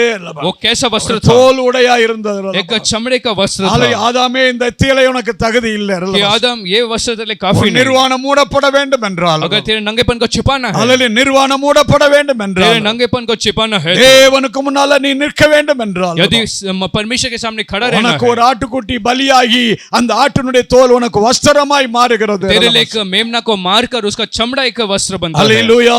हालेलुया। இன்றைக்கு நாம் பாவத்தில் இருந்தோமோ, जब हम पाप में एक दिन थे, நாமும் ஆதாமை போல ஏவாளை போல அல்லேலூயா ஆமென் நிர்வாணிகளாய் காணப்பட்டோம். हम भी आदम और हवा के तरह नंगेपन में पाए गए थे। தேவனுடைய சமூகத்தில் வருவதற்கு தகுதியற்றவர்களாய் காணப்பட்டோம். परमेश्वर के उपस्थिति में आने के लिए योग्य ही नहीं थे। ஆனால் இந்த கிறிஸ்துவை ஏற்றுக்கொண்டு ரட்சிக்கப்பட்டு என்றைக்கு ஞானஸ்நானம் எடுத்தோமோ, लेकिन जिस दिन मसीह को उद्धार पाकर हमने बपतिस्मा को लिया, நீங்க கலாத்தியர் 3:27 வாசித்தால், गलातियों 3 के 27 में, கலாத்தியர் 3:27வது வசனத்தில் வாசிக்கிறோம். गलातियों 3 का 27 वचन, யாரெல்லாம் கிறிஸ்துவுக்குள்ள ஞானஸ்நானம் பெற்றிருக்கிறார்களோ, जो कोई परमेश्वर पर बपतिस्मा लिया है, அவர்கள் யாரை தரித்துக் கொண்டார்கள் என்று பார்க்கிறோம். उन लोगों ने किसको चुन लिया? அவர்கள் இயேசுவை தரித்துக் उन கொண்டார்கள். लोगों ने मसीह को पहन लिया। அது ஆங்கிலத்தில் வாசித்தால் இயேசுவை உடுத்திக் கொண்டார்கள். अगर अंग्रेजी में पढ़े तो मसीह को उन्होंने पहन लिया। எபிரேய பாஷையில் வாசித்தால் இயேசுவை அல்லது வஸ்திரமாய் உடுத்திக் கொண்டார்கள். इब्रानी में पढ़े तो वस्त्र के समान पहन लिया। அல்லேலூயா. हालेलुया। தேவ பிள்ளையே, இன்றைக்கு கிறிஸ்துவே நமக்கு ஒரு வஸ்திரமாய் மாறி இருக்கிறார். परमेश्वर के प्रिय, आज मसीह खुद एक वस्त्र जैसा बन गया। அவர்தான் நமக்கு ஒரு ஆட்டுக்குட்டியின் தோலாக வஸ்திரமாய் மாறி இருக்கிறார். वही हमारे लिए मेमने का एक वस्त्र जैसा चमड़े का बन गया। அல்லேலூயா. இன்றைக்கு என்ன வஸ்திரத்தை கொடுத்திருக்கிறார்? आज कैसा एक वस्त्र को उसने दिया? வெறும் தோல் வஸ்திரம் மாத்திரம் அல்ல. सिर्फ एक चमड़े का वस्त्र नहीं, அல்லேலூயா. நமக்கு அவர் ரட்சிப்பின் வஸ்திரத்தை தந்திருக்கிறார். हमें उसने उद्धार का वस्त्र को दिया। 61ஆம் அதிகாரம் அல்லேலூயா 10வது வசனத்துல ஏசாயாவின் புத்தகத்துல வாசிக்கிறோம். यशायाह का 61 अध्याय 10वां वचन, அந்த பலி நிமித்தம் நமக்கு அவர் என்ன வஸ்திரத்தை தந்திருக்கிறார். उस बलि के द्वारा उसने हमें कैसा वस्त्र ஆமென். दिया? யெஷயா 61:10 அவர் அல்லேலூயா நமக்கு இரட்சிப்பின் வஸ்திரத்தை உடுத்தி இருக்கிறார். यशायाह 61 के 10 में उद्धार का वस्त्र उसने दिया. இந்த இரட்சிப்பின் வஸ்திரம் அந்த நீதியின் வஸ்திரத்தை நமக்கு அவர் ये தந்திருக்கிறபடியால் उद्धार का धार्मिकता का वस्त्र क्योंकि उसने हमें दिया. ஆண்டவருடைய சமூகத்தில் ஆராதிக்க வரும்போது परमेश्वर की उपस्थिति में जब हम आराधना करने को आते நாம் हैं, இன்றைக்கு நிர்வாணிகளாய் அல்ல, आज हम लोग नंगे जैसा नहीं, நிர்வாணம் மறைக்கப்பட்டவர்களாக அல்ல, नंगापन छिपाए गए, நிர்வாணம் மாற்றப்பட்டவர்களாக அல்ல, नंगेपन हटाया गया. தேவ சமூகத்தில் ஆராதிக்க தகுதிப்படுத்தி வச்சிருக்கிறபடினால் ஆண்டவருக்கு நன்றி சொல்லுவோம். परमेश्वर की उपस्थिति में योग्य बनाए इसलिए धन्यवाद அல்லேலூயா. करना. நன்றி ஆண்டவரே, धन्यवाद परमेश्वर, நன்றி இயேசுவே, धन्यवाद यीशु, அல்லேலூயா. हालेलुया. எனக்காக பலியானீரே, मेरे लिए बलि चढ़ाया गया, எனக்காக ஜீவனை தந்தீரே, मेरे लिए जीवन को दिया. அல்லேலூயா. நம்முடைய பாவம் எல்லாம் அவர் மேல அல்லேலூயா விழப்பண்ணினார். हमारे पापों को सब उसके ऊपर गिरने को दे दिया. நீங்க அல்லேலூயா யெஷயா 53 அதிகாரத்திலே यदि यशायाह का 53 अध्याय पढ़ेंगे யெஷயா तो 53 அதிகாரம் 5 8 வரைக்கும் நீங்கள் வாசித்தால், यशायाह 53 अध्याय का 5 से लेकर 8 वचन, 5வது வசனத்திலிருந்து 8வது வசனம் வரைக்கும் நீங்கள் வாசித்தால் 5वां अध्याय से 8वां वचन, நம்முடைய அக்கிரமங்களை हमारे अधर्मों के அவர் लिए அடிக்கப்பட்டது அவருக்காக அல்ல, நம்முடைய மீறுதல்களுக்காக அவர் वो அடிக்கப்பட்டார். मारा गया उसके लिए नहीं, लेकिन हमारे अधर्मों के लिए. யாருடைய அக்கிரமங்களுக்காக? किसके अधर्मों के लिए? அல்லேலூயா. 5:6 யாருடைய அக்கிரமங்களுக்காக? 5 और 6 वचन में நம்முடைய அக்கிரமங்களுக்காக, நம்முடைய மீறுதல்களுக்காக அவர் அடிக்கப்பட்டார். हमारे अधर्म और गलतियों के लिए वो मारा गया. அதுக்கு அடுத்த வசனங்களை வாசித்தால் अगले वचनों में जब हम पढ़ते हैं, அல்லேலூயா நம்முடைய மீறுதல் நம்முடைய அக்கிரமங்களை அவர் மேல் என்ன செய்தாரா? விழப்பண்ணினார். उसने हमारे सारे अधर्मों को उसके ऊपर गिरने को कर தேவன் दिया. நம்முடைய அக்கிரமங்களை அவர் மேல சுமத்தினார். उसके ऊपर उसने उठा लिया. கிறிஸ்து சிலுவையிலே அறையப்பட்ட போது मसीह जब क्रूसित हुए, ஒரு மனுஷனுடைய பாவத்துக்காக அல்ல, एक व्यक्ति के लिए पाप के लिए ஒரு नहीं, குடும்பத்தினுடைய பாவத்துக்காக அல்ல, एक परिवार के पाप के लिए ஒரு नहीं, குறிப்பிட்ட ஊர்க்காரங்க பாவத்துக்காக அல்ல, एक विशेष गांव के पापों के இந்த लिए नहीं, உலகத்தில் உள்ள எல்லா மனுஷனுடைய பாவத்துக்காக இயேசு பலியாய் இருக்கிறார். लेकिन इस संसार के सब लोगों के पापों के लिए वो मरा. யாரெல்லாம் இயேசுவை விசுவாசித்திருக்கிறார்களோ, जो कोई लोग यीशु को विश्वास करते हैं, யாரெல்லாம் இயேசு எனக்காக அடிக்கப்பட்டார், जो लोग कहते हैं यीशु मेरे लिए मारा गया, யாரெல்லாம் இயேசு எனக்காக ரத்தம் சிந்தி இருக்கிறார்கள், जो कहते हैं यीशु मेरे लिए लहू बहाया, என்று யாரெல்லாம் நம்பி விசுவாசித்து இயேசுவை ஏற்றுக்கொண்டிருக்கிறார்களோ, जो कोई ऐसा विश्वास करके यीशु को ग्रहण किए, அவர்கள் எல்லாம் கழுவப்பட்டிருக்கிறார்கள். वो सब लोग धोए गए, அவர்கள் எல்லாம் பாவ மன்னிப்பை वो பெற்றிருக்கிறார்கள். सब पाप क्षमा को पाए, அவர்கள் எல்லாம் பரலோகத்திற்கு தகுதியாய் இருக்கிறார்கள். वो सब लोग स्वर्ग के लिए योग्य बने. அல்லேலூயா. ஆண்டவரே நன்றி ஆண்டவரே. कहो धन्यवाद परमेश्वर, நம்முடைய பாவங்களை அவர் மேல விழப்பண்ணினார். हमारे पापों को उसके ऊपर उसने அல்லேலூயா. उठाया, நம்முடைய பாவத்தின் நிமித்தம் அவர் அடிக்கப்பட்டார். हमारे पापों की जगह पर वो मारा गया. 1 பேதுரு 2 அதிகாரம் 24வது வசனத்தில் வாசிக்கும் पहला போது, पत्रस 2 के 24 में जब हम 1 पढ़ते பேதுரு हैं, 2 அல்லேலூயா 24 வாசிக்கும் போது, पहला पत्रस 2 के 24 में, ஆமென், கிறிஸ்து நம்முடைய பாவங்களை அவருடைய சரீரத்திலே சிலுவையின் மேல சுமந்தார். मसीह ने हमारे पापों को उसके शरीर पे क्रूस पर उठाया. ஆமென். கிறிஸ்து யாருடைய பாவத்தை யாருடைய சரீரத்திலே? मसीह ने किसके पापों को किसके शरीर पर? நம்முடைய பாவங்களை हमारे पापों को அவருடைய சரீரத்திலே, उसके शरीर में. நம்முடைய பாவங்களை சிலுவையில சுமந்தார்னு வெறுமையாய் சொல்லல. और सिर्फ ऐसा नहीं कहा कि हमारे पापों को क्रूस पर, அல்லேலூயா. நம்முடைய பாவங்களை, लेकिन हमारे पापों சத்தமா को, சொல்ல, நம்முடைய जोर से பாவங்களை कहो, हमारे पापों को அவருடைய சரீரத்திலே उसके शरीर पर சிலுவையிலே क्रूस पर சுமந்தார். उठाया. அல்லேலூயா. நீங்க அதை படிப்படியா சொல்லும்போது நம்முடைய பாவங்களை और धीरे धीरे कहो कि हमारे पापों को அவருடைய சரீரத்திலே उसके शरीर पर சிலுவையின் மேலே क्रूस के ऊपर அவர் சுமந்தார். उसने उठाया, அவருடைய காயங்களால் குணமாகிறோம். और उसके घाव खाने से हमारे நமக்காய் அவர் அடிக்கப்பட்டிருக்கிறார். हमारे लिए वो मारा गया, நமக்காய் அவர் காயப்பட்டிருக்கிறார். हमारे लिए वो घायल हुआ. கிறிஸ்துவின் அல்லேலூயா அடி அந்த ரத்தத்தினாலே இன்றைக்கு நாம் ரட்சிக்கப்பட்டிருக்கிறோம். मसीह के लहू से आज हमने उद्धार पाया. அல்லேலூயா. हालेलुया. அந்த 12ஆம் அதிகாரம் 6வது வசனத்துல வாசிக்கிறோம். उस 12 अध्याय का 6वां वचन में हम पढ़ते हैं, 12ஆம் அதிகாரம் யாத்திராம் 6வது வசனத்துல निर्गमन 12 के 6 में, அந்த 14வது நாள் சாயங்கால நேரத்தில் ஆட்டுக்குட்டி என்ன செய்யப்பட வேண்டுமா? அடிக்கப்பட வேண்டும். उस 14 दिन के शाम के समय उस मेमना को मारा जाना चाहिए. 14ஆம் தேதி சாயங்கால வேளையில் ஆட்டுக்குட்டி என்ன செய்யப்பட வேண்டும்?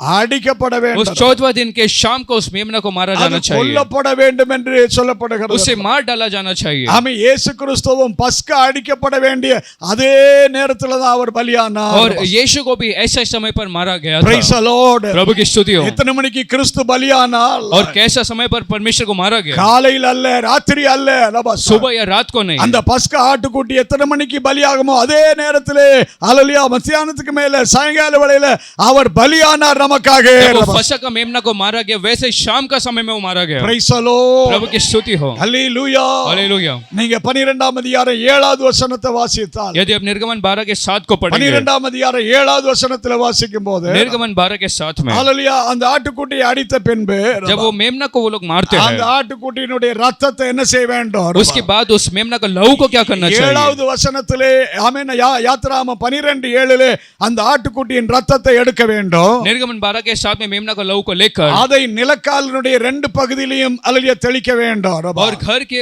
उस द्वार पर दोनों बाजू लगाना है, நிலக்காலினுடைய 2 பகுதியிலும் ஹalleluya பூச வேண்டும். और घर के आगे द्वार पर दोनों बाजू लगाना அதுக்கப்புறம் है, மேல் சட்டத்திலையும் பூச வேண்டும். और ऊपर भी लगाना है. ஹalleluya, இப்படி இந்த பக்கத்திலே அந்த பக்கத்திலே மேலேயும் அந்த ஆட்டுக்குட்டியின் ரத்தம் பூசப்பட வேண்டும். और ऐसा दोनों बाजू और ऊपर मेमने का लहू को लगाया जाना எதற்காக चाहिए. இந்த ஆட்டுக்குட்டியின் ரத்தம் ஹalleluya ஒவ்வொரு வீட்டிலும் பூசப்பட வேண்டும்? और क्यों मेमना का लहू हर एक घर पे ऐसे लगाया जाना நீங்க அதே चाहिए? 12ஆம் அதிகாரம் 13வது வசனத்துல வாசித்தால், यदि उसी 12 अध्याय का 13 वचन को पढ़ेंगे, 13வது வசனத்திலே ஆண்டவர் பேசுகிறார், 13 वचन में परमेश्वर कहता சங்கார தூதன் கடந்து போவான். एक दूत वहां पर आएगा. அந்த ராத்திரியிலே சங்கார தூதன் ஒவ்வொரு வீட்டுக்கு மேலேயும் கடந்து போவான். उस रात को एक दूत हर घर के ऊपर से जाएगा. அப்படி ஒவ்வொரு வீட்டுக்கு மேலேயும் கடந்து போகும்போது जब हर एक घर के ऊपर से वो जाएगा, ஹalleluya, அந்த ரத்தமே அந்த குடும்பத்துக்கு என்னதாய் காணப்படும்? அடையாளமாய் तो காணப்படும். लहू एक चिन्ह जैसा बना रहेगा. ஹalleluya. हालेलुया. யாருடைய வீட்டிலே அந்த ஆட்டுக்குட்டியின் ரத்தம் இருக்கிறதோ जिसके घर में वो मेमने का लहू रहता அந்த है, வீட்டிலே நியாய தீர்ப்பு இல்லை. उस घर में न्याय नहीं அந்த होगा, வீட்டிலே தண்டனை இல்லை. उस घर में दंड नहीं அந்த होगा, வீட்டிலே ஒரு அழிவு இல்லை. उस घर में नष्ट नहीं ஆமென். होगा, தேவனுடைய ரத்தம் இயேசு கிறிஸ்து அந்த ஆட்டுக்குட்டியின் ரத்தம் அங்கே அல்லது மூடுகிறது. क्योंकि मेमने का लहू ने उसे ढक कर அந்த रखा. ஆட்டுக்குட்டியின் ரத்தம் அல்லது அந்த வீட்டை பாதுகாக்கிறது. वो मेमने का लहू उस घर का रक्षा அந்த करता है. ஆட்டுக்குட்டியினுடைய ரத்தத்துக்கு வல்லமை உண்டு. वो मेमना का लहू के पास एक अधिकार है. சங்கார தூதன் அதை கண்டு கடந்து செல்லுகிறான். जब वो दूत उससे देखता है तो वो चला जाता है. ஆராதனையில கடந்து வந்திருக்கிற தேவ பிள்ளையே, आराधना में परमेश्वर के प्रिय हो, உங்களுடைய இருதயத்தில் உங்களுடைய வாழ்க்கையில இந்த ஆட்டுக்குட்டியாகிய இயேசுவின் ரத்தம் பூசப்பட்டிருக்கிறபடினால, आपके हृदय में क्योंकि ये यीशु मसीह का लहू बांधा எத்தனை गया. பேர் இயேசுவின் ரத்தம் என் வாழ்க்கையிலே ये तो लोग பூசப்பட்டிருக்கிறது? कहते हैं कि यीशु मसीह का लहू मेरे घर पे रखा இயேசுவின் गया. ரத்தம் என் இருதயத்தில் பூசப்பட்டிருக்கிறது. यीशु मसीह का लहू मेरे मन में है. சொல்லு, இயேசுவின் ரத்தம் என் வாழ்க்கையிலே यीशु பூசப்பட்டிருக்கிறது. मसीह का लहू मेरे जीवन में लगा गया. இயேசுவின் ரத்தம் என் வீட்டிலே குடும்பத்திலே यीशु பூசப்பட்டிருக்கிறது. मसीह का लहू मेरे घर में लगाया गया. அந்த ரத்தம் எங்கே இருக்கிறதோ அங்கே ஒரு விடுதலை. वो लहू जहाँ पर एक छुटकारा है, அங்கே ஒரு விடுதலை. वहाँ पर एक छुटकारा है. ஹalleluya.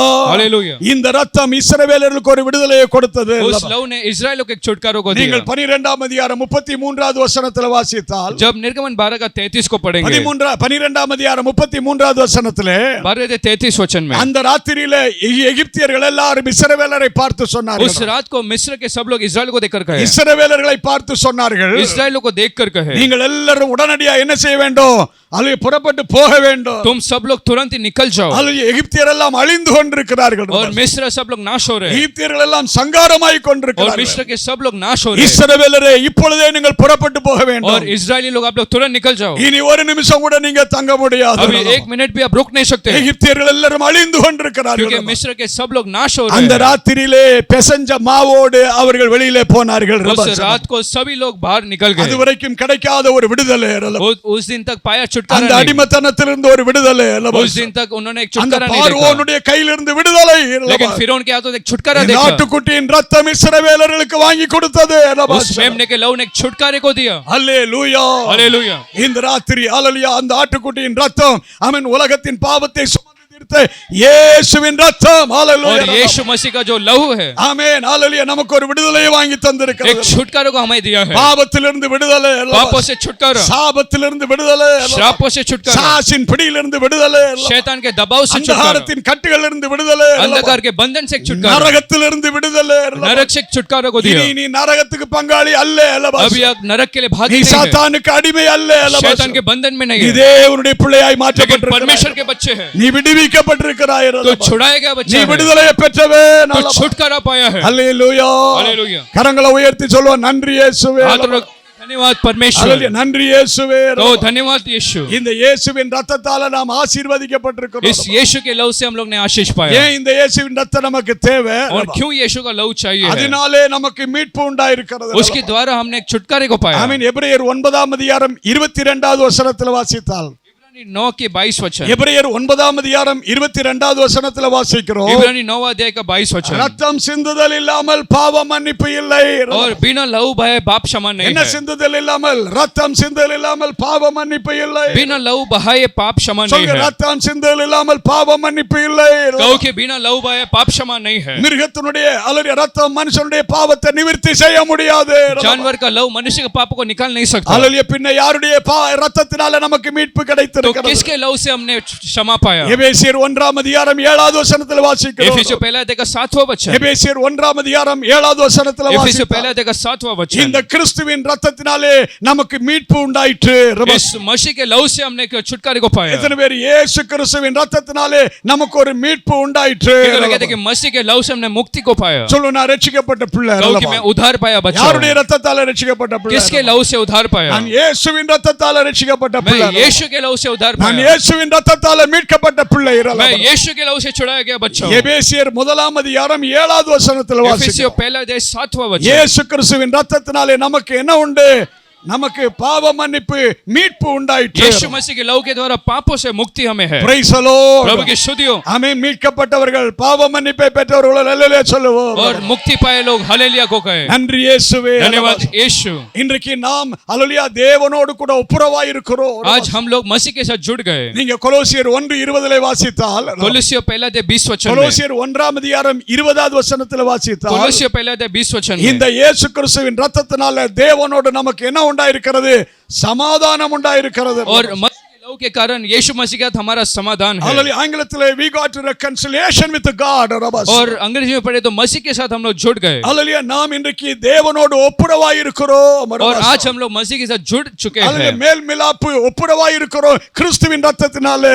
और मसीह के साथ एक मेल मिलाप हमारा हुआ। எத்தனை பேர் அல்லேலூயா ஆமென் ஆண்டவரோடு கூட இன்றைக்கு நாம் ஒப்புரவாய் இருக்கிறோம். ये लोग कहते हैं कि मसीह के साथ हमारा मेल मिलाप இன்றைக்கு हुआ। ஆதாம் ஏவாளும் பாவம் செய்தார்களோ, जिस दिन आदम और हवा ने पाप किया, அவர்கள் தேவனுடைய சமூகத்தில் நிற்க முடியாதபடிக்கு விரட்டி அடிக்கப்பட்டார்கள். वो लोग मसीह के सामने खड़े नहीं पाए, ऐसे भगा दिए गए। மனுஷன் ஆல்ரெடி ஆண்டவருடைய சமூகத்தில் தகுதியற்றவனாய் சத்ருவை போல மாறி போனான். और मनुष्य प्रभु के दृष्टि में एक शत्रु के समान हो அல்லேலூயா. गया। மனுஷன் ஆண்டவருடைய பார்வையில் அசுத்தமாய் காணப்பட்டான். मनुष्य परमेश्वर के दृष्टि में अशुद्ध जैसा हो அவன் गया। சத்ருவை போல காணப்பட்டான். वो एक शत्रु के जैसा दिखाई ஆனால் पड़ा। இன்றைக்கு கிறிஸ்துவின் ரத்தம் சிலுவையில் சிந்தப்பட்டதோ, लेकिन जिस दिन मसीह का लहू क्रूस पर யாருடைய बहाया गया, வாழ்க்கையில கிறிஸ்துவின் ரத்தம் கடந்து வந்திருக்கிறதோ, जिसके जीवन में मसीह का लहू आया, அவர்கள் தேவனோடு ஒப்புரவாய் இருக்கிறார்கள். वो लोग मसीह के साथ जुड़ गए। எத்தனை பேர் நாம் தேவனோடு ஒப்புரவாய் कितने लोग இருக்கிறோம்? कहते हैं मसीह के साथ मेरा मिलाप हो நாம் गया, தேவனை ஆராதிக்க தகுதி பெற்றிருக்கிறோம். मैं उसकी आराधना करने के लिए योग्य बन அவருடைய गया, சமூகத்தில் நிற்க தகுதியை பெற்றிருக்கிறோம். उसकी उपस्थिति में खड़े रहने के लिए मैं योग्य அவருடைய हुआ, சமூகத்தில் வர நாம் தகுதி उसके பெற்றிருக்கிறோம். उपस्थिति में आने के लिए हम लोग योग्य बने। இதெல்லாம் கிறிஸ்துவின் ரத்தத்தினாலே நாம் ये सब பெற்றிருக்கிறோம். उसके लहू के द्वारा हमने पाया। அல்லேலூயா.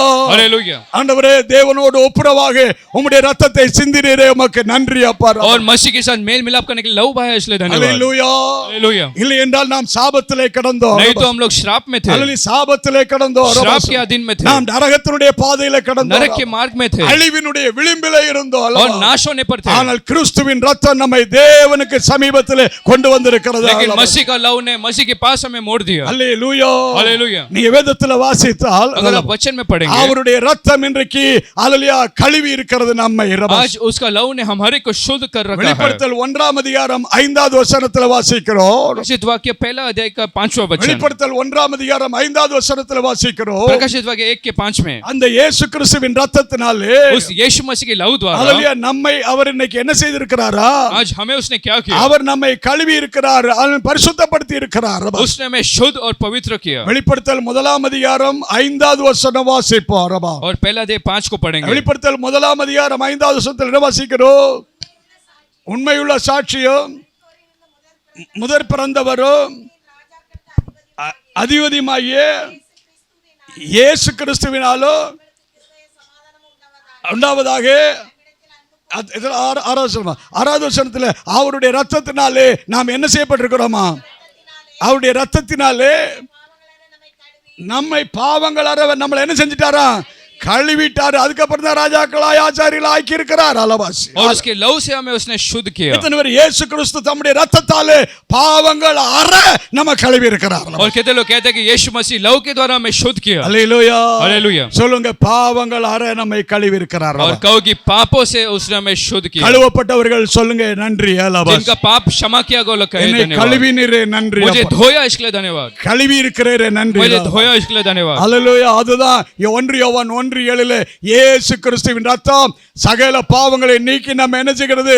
சுத்திகரிக்கிறது. इसलिए पहला 7 में यीशु मसीह का लहू हमारे सारे पापों से शुद्ध करता है. இந்த பழைய ஏற்பாட்டுல மிருகத்தினுடைய ரத்தம் சிந்தது. ये पुराने नियम में जो जानवर का लहू बहाया जाता था. மிருகத்தினுடைய ரத்தம் எல்லாம் சிந்தி அல்லேலூயா. அது எதை காண்பிக்கிறது என்றால், जो जानवर का लहू जब चढ़ाया जाता क्या होता था? ஒரு வீட்டுக்குள்ளே அங்க எங்க சின்ன கச்சடாக்கள் கிடக்குதுன்னு வச்சுக்கலாம். और समझो कि घर में यहाँ कचरा जैसा पड़ा சில है. தூசி, சில அல்லேலூயா ஏதாவது வேண்டாத காரியங்கள் கிடக்கு. कुछ धूल या अनचाही वस्तुएं यहाँ पड़ा रहता திடீர்னு है. யாராவது ஒரு கெஸ்ட் சொந்தக்காரங்க யாரோ வந்து பெல் அடிச்சிட்டாங்கன்னு வைங்க. अचानक रिश्तेदार या कोई आकर घर में घंटी बजाता तो வீட்டுக்குள்ள क्या होता? அல்லேலூயா 1-2 கச்சடா அங்கங்க கிடக்குது. और घर में यहाँ कुछ ऐसे चीजें पड़े रहते அல்லேலூயா. हैं. இப்ப இவங்கள ரொம்ப நேரம் வெளியில நீங்க காக்க வைக்க முடியாது. तो अभी मेहमान को बाहर ज्यादा देर रख அப்ப नहीं நீங்க என்ன सकते. செஞ்சிருவீங்க? तो आप लोग तुरंत शायद क्या அல்லேலூயா. करेंगे? ஏதாவது ஒரு வழி கண்டுபிடிக்கணும்னு சொல்லிட்டு அவன் திடீர்னு ஒரு பெட்ஷீட் தூக்கி எது மேல போடுறீங்க?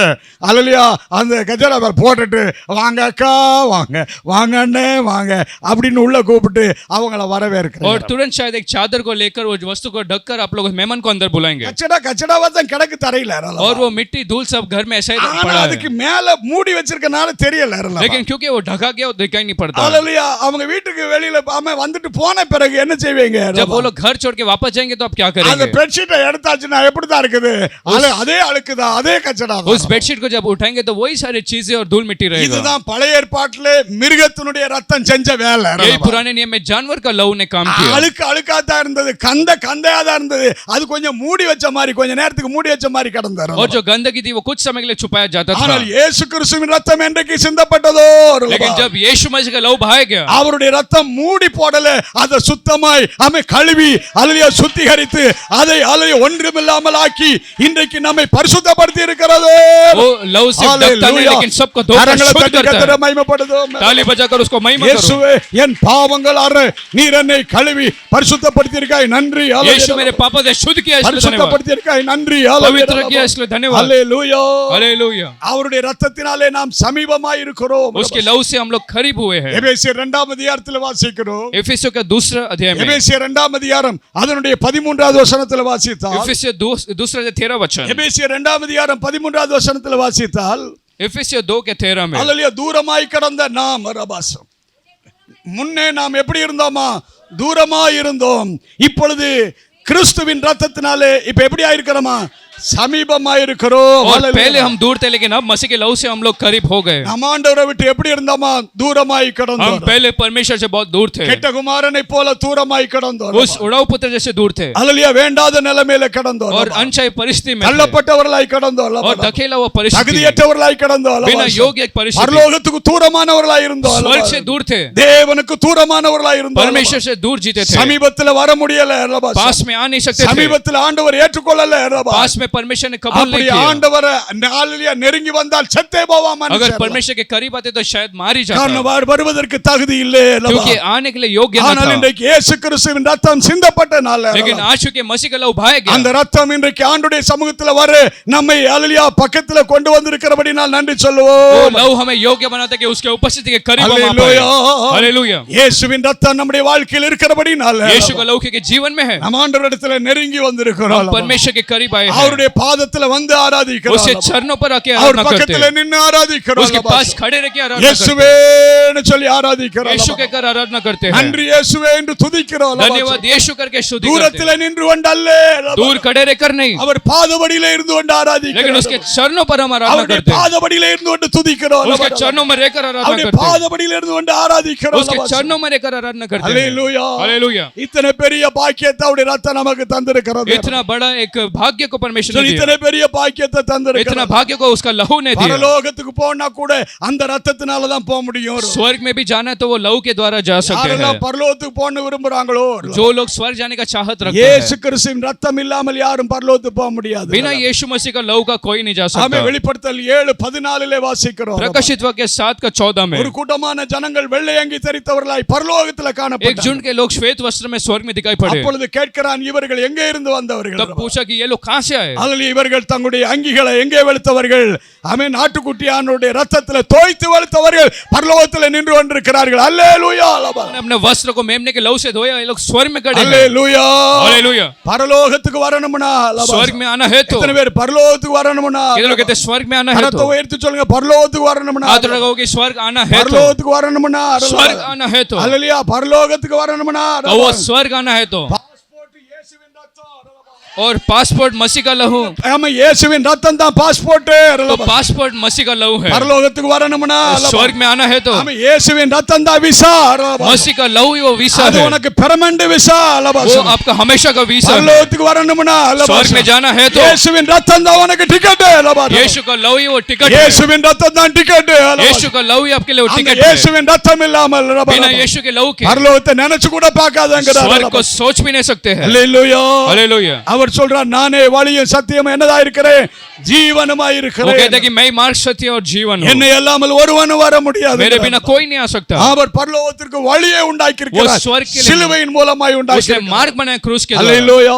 हालेलुया। எத்தனை பேர் அந்த வழியை கண்டுபிடிச்சிட்டேங்கிறீங்க? ये लोग कहते हैं कि मैंने उस मार्ग को पा लिया, வழி எனக்கு காண்பித்தவரே நன்றி ஆண்டவரே. मुझे मार्ग दिया इसके लिए धन्यवाद, அல்ல அந்த வழியில வர எனக்கு கிருபை செய்தீரே நன்றி. उस मार्ग में आने के लिए मदद किया इसके लिए பரலோகத்துக்கு धन्यवाद, பங்காளி என்னை மாற்றினீரே மக்கு நன்றி. और स्वर्ग का भागी बनाया इसके लिए धन्यवाद। ஆமென். ஹalleluya. நீங்க வேதத்துல வாசித்தால், अगर आप वचन में पढ़ेंगे, வெளிப்படுத்தல் 12:11 நீங்கள் வாசித்தால், प्रकाशित वाक्य 12:11 में, மிகாவேல் சாத்தானை ஜெயித்தான். और मिकाएल ने शैतान पर जय पाया, மிகாவேல் சாத்தானை எதை வச்சு ஜெயிச்சான்னு और பார்க்கிறோம். मिकाएल ने कैसा जय पाया? அவன் ஆட்டுக்குட்டியின் ரத்தத்தினாலே ஜெயித்தான். उस मेमने के लहू से उसने जय पाया, சாட்சியின் வசனம், ஆட்டுக்குட்டியின் ரத்தம், இவைகளை கொண்டு ஜெயித்தான். और मेमने के लहू से उसने जय पाया। எத்தனை பேர் இந்த பூமியில வாழும்போது कहते लोग कहते हैं जब हम पृथ्वी पर जीते हैं, சாத்தானை ஜெயிக்க வேண்டும் என்றால், यदि शैतान पर जयवंत होना है, சாசை ஜெயித்து வாழ வேண்டும் என்றால், अगर शैतान पर जयवंत होना है, எத்தனை பேர் ஆட்டுக்குட்டியின் ரத்தம் அவசியமா இருக்கிறது? कहते लोग कहते हैं कि मेमने का लहू चाहिए। கரத்தை உயர்த்தி சொல்லுங்க, ஹalleluya. हाथ उठाओ आपको, ஆட்டுக்குட்டியின் ரத்தத்தினாலே मेमने के लहू से நான் பிசாசின் மேல ஜெயம் मैं எடுப்பேன். शैतान पर जयवंत होऊंगा, ஆட்டுக்குட்டியின் ரத்தத்தினாலே मेमने के लहू से ஆமென். இருளின் ஆள் அதிகாரத்தில் ஜெயம் எடுப்பேன். अंधकार के सामर्थ पर जय पाऊंगा, ஆட்டுக்குட்டியின் ரத்தத்தினாலே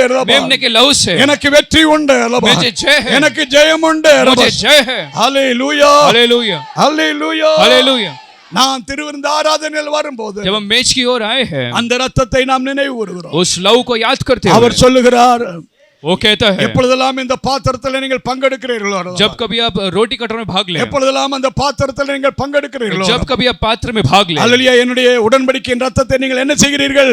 நினைவு கூறும்படி இதை செய்யுங்கள். मेरे वाचा के लहू को याद करने के लिए किया करो। இதை நினைவு கூறும்படி செய்யுங்கள். किसे याद करने के அவருடைய लिए? ரத்தத்தை நினைவு கூறும்படி செய்யுங்கள். उसके लहू को याद करने के लिए 1 करो। கொரிந்தியர் 11:25 அதைத்தான் சொல்றார். पहला कुरिन्थियों 11:25 में वही இந்த कहता है, அப்பத்தில் நீங்கள் பங்கெடுக்கும் போதெல்லாம், जब आप कभी रोटी में भाग लेते திருவிருந்த हैं, அப்பத்தில் பங்கெடுக்கும் போதெல்லாம், उस प्रभु भोज में भाग लेते हैं, சிலுவையில் அறையப்பட்ட இயேசுவின் ரத்தத்தை நீங்கள், அவருடைய சரீரத்தை நினைவு கூறுங்கள். क्रूस में मारा यीशु के शरीर को याद करो। எப்பொழுதெல்லாம் அந்த பாத்திரத்தை நீங்கள் வாங்குகிறீர்களோ, जब कभी उस कटोरे में भाग लेते அந்த हैं, பாத்திரத்தை நீங்க கையில வாங்குகிறீர்களோ, जब उस कटोरे के हाथ में लेते हैं, என்னை நினைவு கூறும்படி, அந்த ரத்தத்தை நினைவு கூறும்படி இதை செய்யுங்கள் என்கிறார். और मुझे याद करने, उस लहू को याद करने के लिए इसे किया Praise the करो। Lord. प्रभु की स्तुति இத்தனை हो। பேர் நான் பாத்திரத்தை கையில் எடுக்கும் போது ये तो लोग कहते हैं जब मैं पात्र को हाथ में கிறிஸ்துவின் लेता हूं, ரத்தத்தை நான் நினைவு கூறுகிறேன். मसीह के लहू को याद करूंगा। எதுவரைக்கும் நாம் நினைவு கூற வேண்டுமோ? और कब तक याद करना है? நான் வரும் அளவோ, जब तक मैं ना हूं। எதுவரைக்கும் நினைவு கூற வேண்டும்? कब तक याद करना அதிலே है? நாம் உயிருள்ள வரைக்கும், जब तक हम जीवित हैं, இயேசு கிறிஸ்து வருகிற வரைக்கும் यीशु के आगमन நாம் तक அவரை நினைவு கூறும்படி இதை செய்ய उसे வேண்டும். याद करने के लिए करना है। ஏதோ ஒரு மாசம் 2 மாசம் அல்ல,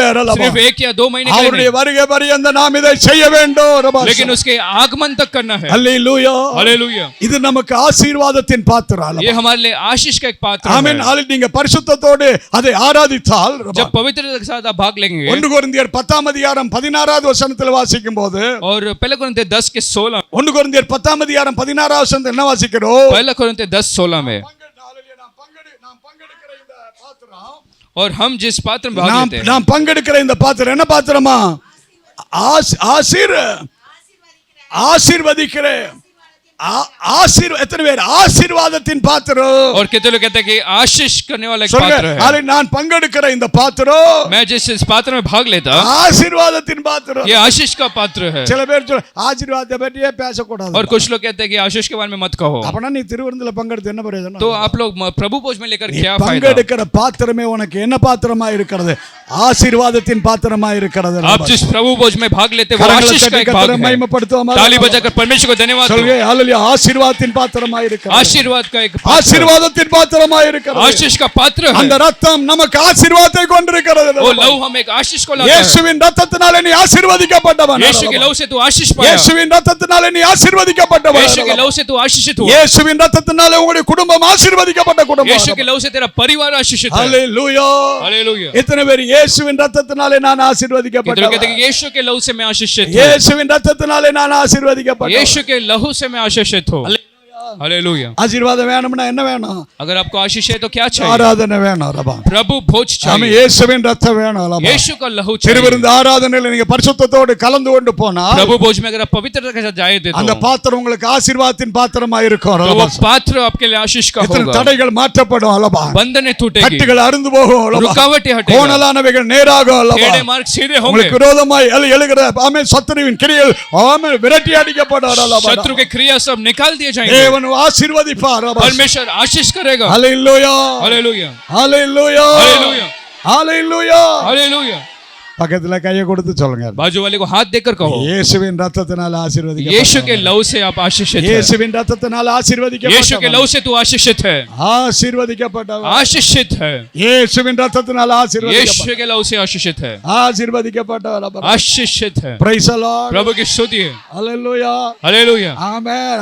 Hallelujah. ஹalleluya. இப்பதான் பாக்குறேன், இயேசுவின் ரத்தத்தால ஆசீர்வதிக்கப்பட்டவன். ஹalleluya. और यीशु के लहू से आप लोग आशीषित हैं। Praise the Lord. प्रभु की स्तुति हो। இது மேல ஆசீர்வதிக்கப்பட்டு ये लोग कहते हैं कि आशीषित है। சொல்லுங்க, ஆசீர்வதிக்கப்பட்டுட்டேன் நானெல்லாம். कहो कि आशीषित हो गया। ஹalleluya. हालेलुया। பிசாசு எதையும் கொண்டு வர முடியாது பிரச்சனை. और शैतान कोई भी तकलीफ नहीं ला सकता। தேவன் ஒரு குடும்பத்தை ஆசீர்வதிக்க ஆரம்பிக்கும் यदि போது परमेश्वर एक परिवार को आशीष करे எந்த तो சத்துருவாலும் அதை தடுக்க முடியாது ரலபா. कोई भी शत्रु रोक नहीं எந்த सकता। சத்துருவாலும் அதை தடை செய்ய முடியாது ரலபா. कोई शत्रु रुकावट ला नहीं தேவன் सकता। நினைத்தது ஒன்று தடைபடுவதில்லை ரலபா. परमेश्वर ने चाहा कुछ भी रोक नहीं சொல்லுங்க, सकता। ஆண்டவரே நன்றி ஆண்டவரே ரலபா. कहो धन्यवाद परमेश्वर। அவர் தேவனாய் இருக்கிறார் वो ரலபா. परमेश्वर है। அவர் தேவனாய் இருக்கிறார் वो ரலபா. परमेश्वर है। ரத்தத்திலே ஜீவன் உண்டு. और लहू में एक எத்தனை जीवन பேர் है। ரத்தத்திலே ஜீவன் உண்டுங்கறீங்க? कितने लोग कहते हैं कि लहू में जीवन है। நீங்க அல்லேலூயா லேவியராமத்திலே வாசித்தால் अगर आप लेवी व्यवस्था को पढ़ेंगे, லேவியராமம் 17ஆம் அதிகாரம் लेवी व्यवस्था 17 अध्याय, அதனுடைய 14வது வசனத்திலே வாசித்தால் उसका 14 वचन, லேவியராமம் 17ஆம் அதிகாரம் 14வது வசனத்திலே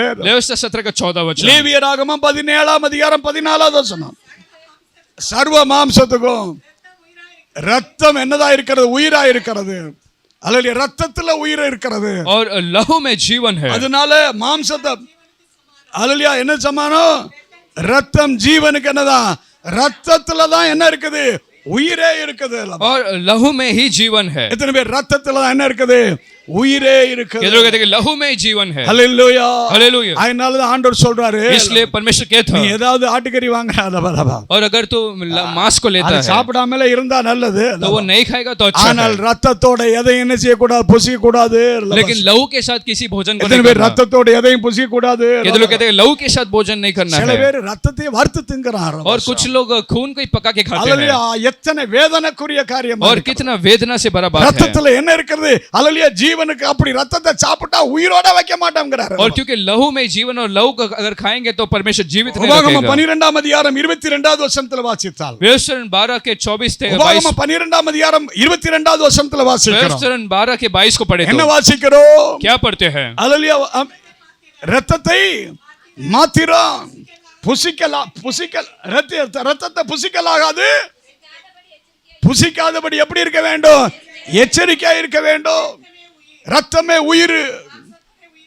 மாம்சத்தினுடைய உயிரை நீ என்ன செய்ய வேண்டாம்? புசிக்க வேண்டாம். ஹalleluya.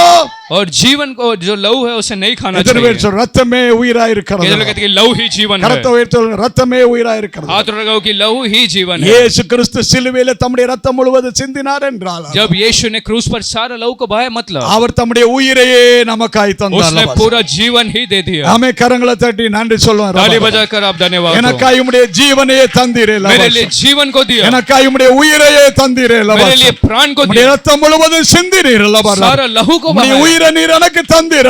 तेरा जीवन मेरे लिए ஓ, दिया, எனக்கு மீட்பை தந்திருக்கிறீர். मुझे मुक्ति दिलाने அவர் உயிரை தந்ததனால उसने जीवन दिया, इसलिए இன்னைக்கு நாம் நித்திய ஜீவனை பெற்றிருக்கிறோம். आज हमने अनंत काल का जीवन என்ன पाया, ஜீவனை நித்திய ஜீவனை एक பெற்றிருக்கிறோம். नित्य जीवन को पाया। Praise the Lord. प्रभु की स्तुति हो, ஆண்டவருக்கு நன்றி சொல்லுவோம். प्रभु को धन्यवाद कहो। நாம் ரத்தத்தால் ஆசீர்வதிக்கப்பட்ட हम பிள்ளைகள். लहू से आशीषित बच्चे हैं। 8வது வசனத்துல வாசிக்கிறோம். 8वें वचन में हम पढ़ते हैं, 12வது அதிகாரம் யாத்திராகமத்துல निर्गमन के 12 अध्याय में அதனுடைய 8வது வசனத்துல என்ன வாசிக்கிறோம்? उसके 8वें वचन में हम क्या पढ़ते 12வது हैं? அதிகாரம் 8வது வசனத்துல வாசிக்கிறோம்.